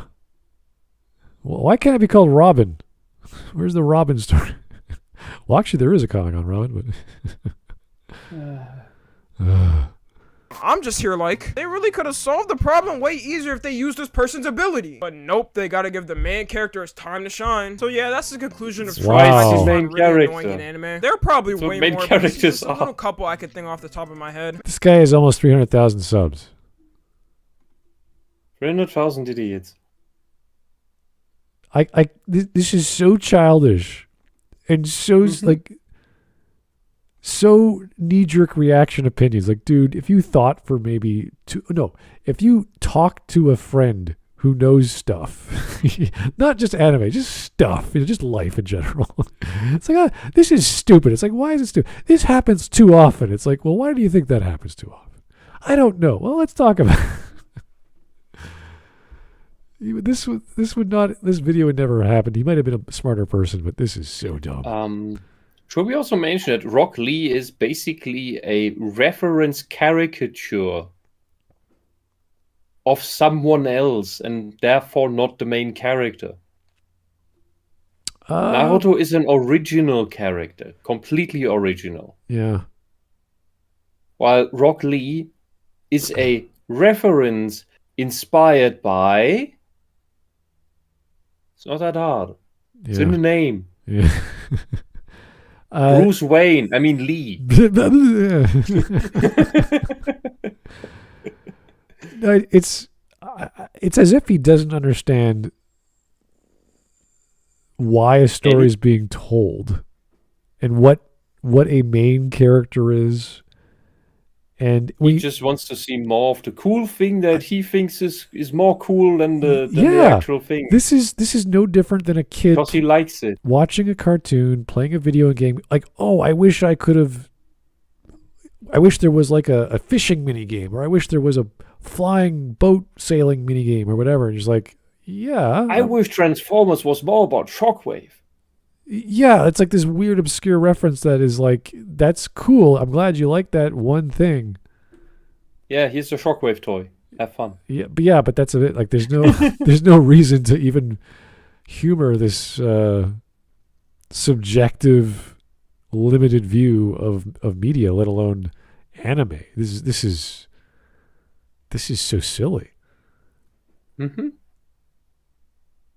And people love this guy because he has fast cuts and he's black. That's all I could say about this guy. He's charming, he's black, and he has fast cuts. He's and because he's the Afro ninja. The Afro samurai looking dude. That's it. Everything else sucks, dude. You suck. Bloody hell. Get better opinions, sir. Or talk to us and we'll explain to you how stories work. Not the industry. I'm not an expert on how animation is built or how the writer's room works in Japan. That's a whole other... You'd have to be there. I wouldn't know. But I can tell you how it doesn't work, and it doesn't work your way for many reasons. So make your own shit. Prove to us that whatever you want done works. I want better explanations, because these tropes, there's lots of problems with them. The power of friendship one is a big one. Mm-hmm. The way he explained it was poor, and I know he could do better, because there's plenty of stories out there that use it. Like Bleach is a great example. Yeah, and depending on how you display it, yes, a trope can be really shit, can be annoying. When you do it right, it fits well into the story. It works. And the power of friendship is it's important to have that thing in your shonen anime, in your as well as in your shoujo anime, because friends sticking up for one another, being honest to each other, and being able to rely on each other, that's what makes human society. I just noticed, and it's important that children get to see, hey, that's an important thing. Don't screw up your friends, because if your friendship is a good one, your friends will be there for you when you need them, and you will be there for them when they need you. I just realized that's a good thing. This guy's kind of like the inverse of Red, where Red generalizes all the things she read on TV tropes. This guy finds one thing he likes, does no research, might reference one thing, and says, I don't like it because it's a thing. There's no explanation. It's just, there's this pattern I noticed. I don't like it. Whereas Red is like, here's this pattern. It's like big. It has all these things, and I'm going to talk about 7 versions of it, but only have one reference as well. You're like, oh, God. It's a pattern because it's everywhere, like fridging. Well, maybe not, but that was invented for one comic, based on one exact comic that is badly written by some SJW, I believe. And that's it's now a trope because it's been in one comic. Every time you see a body in a fridge, there has to be a woman or something. Or a love interest or something. It's so bad. That's about the love interest being sidelined and just being the thing that kicks off the quest of the hero to do the thing. What he could have done here is pick like the power of friendship, go to TV tropes, go to the anime section, and just go through the anime he knows and read it, and actually read what people say and say, hey, you know what? I kind of believe that, or I kind of think that same way. Let me make a video on the power of friendship trip, which I hate, with those examples I agree with, because those will actually explain why it doesn't work, as opposed to saying, oh, power of friendship. How can you do this? Every flashback for the one anime I referenced. It's so boring, blah, blah, blah. It's like, dude, don't give anecdotal evidence of your past. Don't reference one anime. List the animes why it doesn't work. Don't just list them. The trope is not good or bad. In very, very minor cases, it is, but you have to explain it. I don't understand at this point why he watches anime. Yeah, well, it's popular. People watch it. People watch him. And I think when he started his channel, it was great. And now he's like, ugh. Cartoons. Maybe I can make a part 2 in the future, but I don't know. Anyways, you already know what to do. Follow my Instagram, Twitter. You have an Instagram. And TikTok if you're not already. As always, I love you guys consensually. And until next time, I'm out. I love you guys consensually. That's like saying, I want to order a burger consensually. I want to do a thing consensually. It's like, what? I consent to having feelings for a thing, which are completely one-sided and only for me. It's like, what? Okay. I'm walking down the street. That's a title I can agree with. Most annoying people, astrology girls. Yes, you're right on that one.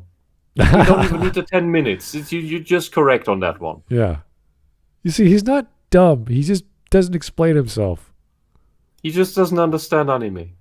I would say he doesn't understand stories, period. Anime is just his thing he consumes. Yeah, you're probably right. The problems that he's addressing, it's kind of like saying, oh, this person died.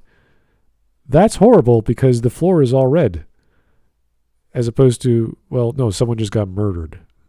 That's the real problem, not the fact that you have to clean up the dirt or the ground. It's missing the point of what, because all of those things you said, yes, there are problems for specific reasons. His explanation was next to horrible. So the death one was close, didn't do a very good job, and the friendship one was again close, but didn't do a good job explaining. Everything else, no. Stream memes? Sure. What do we got? What do we have for the stream memes? Where are you?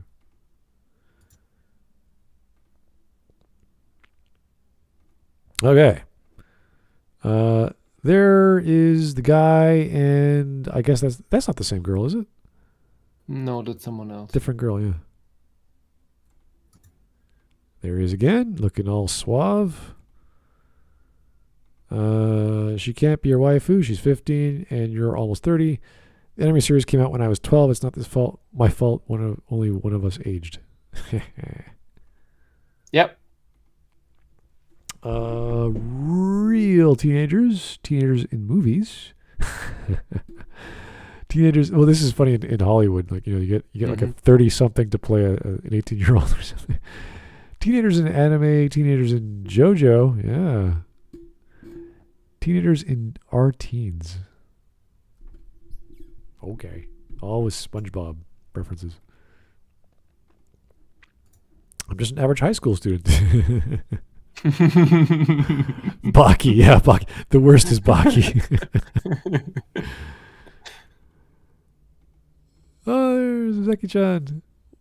What is your wisdom? Just because an anime girl is short doesn't mean that she's a child. Yeah.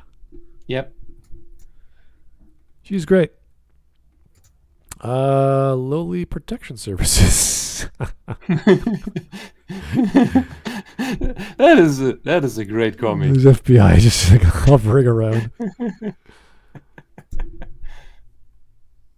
We need to protect. Oh, never mind. They got this. Oh my god. I don't know, if they launched that thing, they'd be pulverized. They'd be blasted back. Well, I don't know. That thing doesn't have recoil. Oh, okay. 3,000 years old, 2,961, 598. Okay, that's book Bakemonogatari. 42, 14. That doesn't look right. 9 years old. Okay, it's a bit chipified, I guess. 1 month old. Oh, that's probably an isekai. Who's that? Probably Is that a clone? No, probably isekai where he pushes the consciousness of someone else in that body to the side, and he takes it over, or overwrites it. I can't remember exactly. Okay.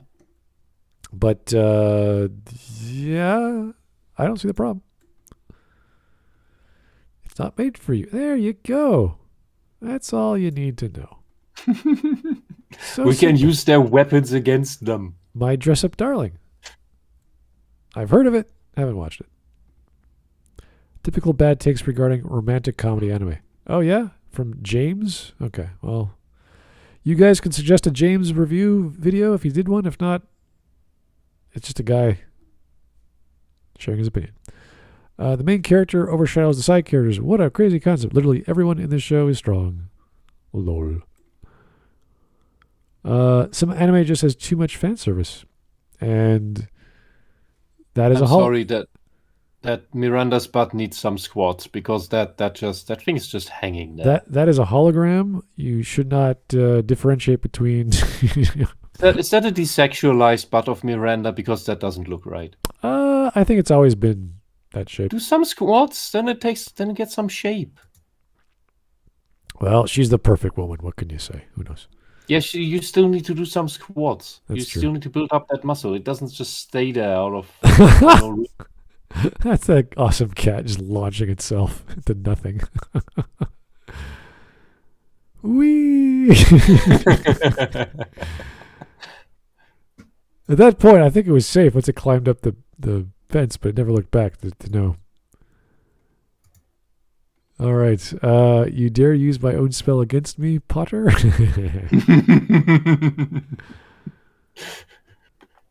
Yes. Well, that was not made for you. That was sad, and he's obviously not much of an analytic. He doesn't have to be, but man, come on.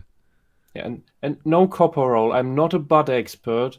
I'm more on the other department, but it is extremely simple to get your butt in shape. Just do 10 to 20 squats every 2 days, and you will suddenly have some shape there. Well, maybe 10 to 20 squats. You won't just sit on your fucking bones. Yeah, maybe that an hour, not a day. No. I said a break. You take every 2 days. You do 10 to 20 squats, and you will already get results very quickly. 10 to 20 squats till you collapse and then you break. Okay. What? You can't smart. Do you ever work out? Yeah, I do. I do 20 squats every time I enter who my. Who breaks from 20 squats? No. I do 20 squats. I stop and then I do other exercises. Yeah. Then I go back to the 20. Push-ups, squats, leg lifts, dips. Good. Okay. Yeah. You got to do a lot. You got to more than 20 a day. So it's Yeah, but dear girls, that especially when you complain about your butts not looking right, just do 10 to 20 squats every 2 days. You will get a nice round butt, because all that is muscle. That's the important part. It's not the fat. Everybody can have a fat butt, but a shapely butt has muscle. Yeah, and the leg lifts are great for your core body, I guess you want to call the abs or the abdominal muscles. Mm-hmm. Girls like that for some, I don't know, girls like getting that as well. So, but it's not hard. Good boobs are a blessing by the gods. A good butt is solely a product of a little bit of work. Well, you know what? I have met boys and girls, or they're born with, what's the name of that cartilage or the formation of the chest cavity? It protrudes or is concave, and sometimes it's not as sticks out or as concave as it should be. And muscle tone in the chest fixes that, not completely, but it's noticeable if you get some muscle tone in your chest. So works for men and girls, or boys and girls. Lots of good exercises out there that you just start your day with a good 10-minute, 20-minute exercise. As Whip said, 20 squats, 20 push-ups, 20 sit-ups, whatever you want to work on, and just do it for a week. Try 3 days, actually. Just do 3 days. See how it feels. Yes, you'll get sore. You'll obviously get sore. Your joints will get sore. You'll have problems walking. The first time you will be sore after 10. It's fine. It's fine. If you take a day, the next day you don't, and then the second day you do it again, or rather the third day do it again, you will already feel like the 10 isn't. I can go further. Yeah, because the muscle has built up. The pain, the sore muscles are an indication that your muscles are now hurt, they're damaged, and that tells your body, oh, I need to repair that and build up some more, and that's how they grow. Yeah, the problem is if you stop for more than 2 days, it's almost like starting all over again. 1 day is fine because you have to need that 1 day to recuperate and get sleep and eat well and all the good stuff you need. Yeah. If you just do the same exercise every day, you will see results quicker. At first, but eventually your muscle will get tired from it and break down. There's people who overdid their training on certain muscle groups. Well, to the point where their muscles just gave up and died, and they could never build them up again. That is a very, extreme case, I would say, because yes, but it does happen. That is why a day of rest for a muscle group is a good idea. Yeah, muscle group, not an individual, like curl or leg lift or whatever. It's get. That's why I recommend the core exercises. The pull up is great, or the chin up. The squat is great, and the dip. Those are once you do those three and you alternate, you will be very tired, but your core will thank you later. And once you get your core going, you can go into cardio. You can do 20, 30 minute, 40 minute jogs. and you'll feel better at the end because you could breathe better.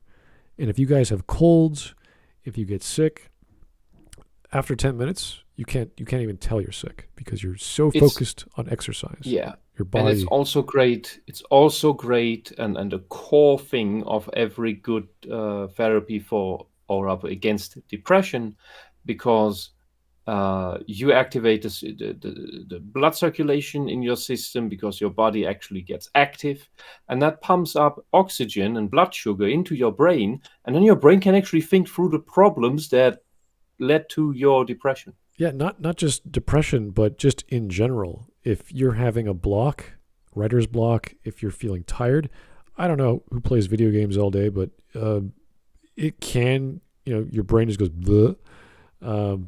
Either reading or doing even 2 minutes of stretches, exercises, high intense, like just do jumping jacks or what's the not lunges. There's a whole burpees. That's what it is. Burpees. I like burpees. That's a great exercise because you're doing lunging, you're doing a push-up, you're doing a jumping jack. I think it's a squat as well, or you go from a lunge to a squat. It's great. And you do that. Do it every hour, I would say. Every hour, just get up from your seat, do a little bit of exercise. I do it every time I enter a room. I know it's kind of weird. I go to the bathroom. I go to the hallway. I can't do it in the bathroom. There's not enough room, so I just go to the hallway and do some push-ups there. I would say more consistent exercise is better than high intensity, like 1 day a week or 2 days a week, high intensity. It's not as efficient, but you feel like your bones don't pop as much. You feel more ready to, if something were to happen, you feel more energetic to go and do it, as opposed to having a recuperation day where you're just like, whoa, like you can't walk because you worked your lower body too much. Yeah. So, but you guys figure that out, what exercise works for you, but always do it. Always exercise. Never stop. When you're bored, when you're lazy, when you're tired, get a few reps in. Do 5 reps. I don't care. Yeah. Curls. Start with 5. With 5. 5 push-ups. Do 5 push-ups. First time 5 is totally fine. And then after that, you build up more and more tolerance to that because your body can just do more until it's exhausted. And at the point where it starts to hurt, that's where you will get actual growth. Which is for all those girls who want nice shapely butts. That's the number of squats you need to make. Yeah, just don't overdo it your first day. Pace yourself. Yeah. It's very important. 20 minutes, then 30 minutes, then 40 minutes, then work to the hour. Get a bike. Well, exercise bike is good, but I just recommend getting a normal bike, but whatever you feel like. Bikes are great for cardio. Yeah. So it depends on what you like. That was a tangent. Yeah, I know. We just got into exercise because we do it. We just don't talk about it. Miranda's genetically engineered ass is just sad. It's a bubble butt, yeah. Nah. It could be better. We could make her better. Do some workouts. We could. Don't Don't be lazy just because you think you have the superior Aryan genes. It's not enough. You still need to work out. Randa got you lazy. will not be the Übermensch without exercise. Which is sad because if you read her bio when they were creating her, she was supposed to be this amazing German, genetically amazing test tube baby. Yeah, and then she wasted by not working out. And then she got pissed off at her genes. It's like, what entitled bitch are you? What's wrong with you? You hate your dad, fine, but don't just forget everything. So it's like, I got inherited millions from my father. I'm so perfect. I'm so strong and smart and gorgeous, even though her teeth aren't perfect and her eyes are kind of weird and her eyebrows are kind of off in her ears. It's kind of funny. You look at her model, like, yeah, she looks hot from far away. You close up, you're like, yeah, well, she's still attractive, but could use some work. But that's every person, and that's why you exercise. So, awesome. Thanks a lot, guys. Anime Day was fun. Horrible video, but we knew what to expect. And only 3 N-words. Amazing. Good job, Mr. Not that other guy we don't watch anymore. All right. Keep the suggestions coming. Voting on the gaming, as always helps me out. And we'll talk to you guys later. Have a great night. See ya. Good night.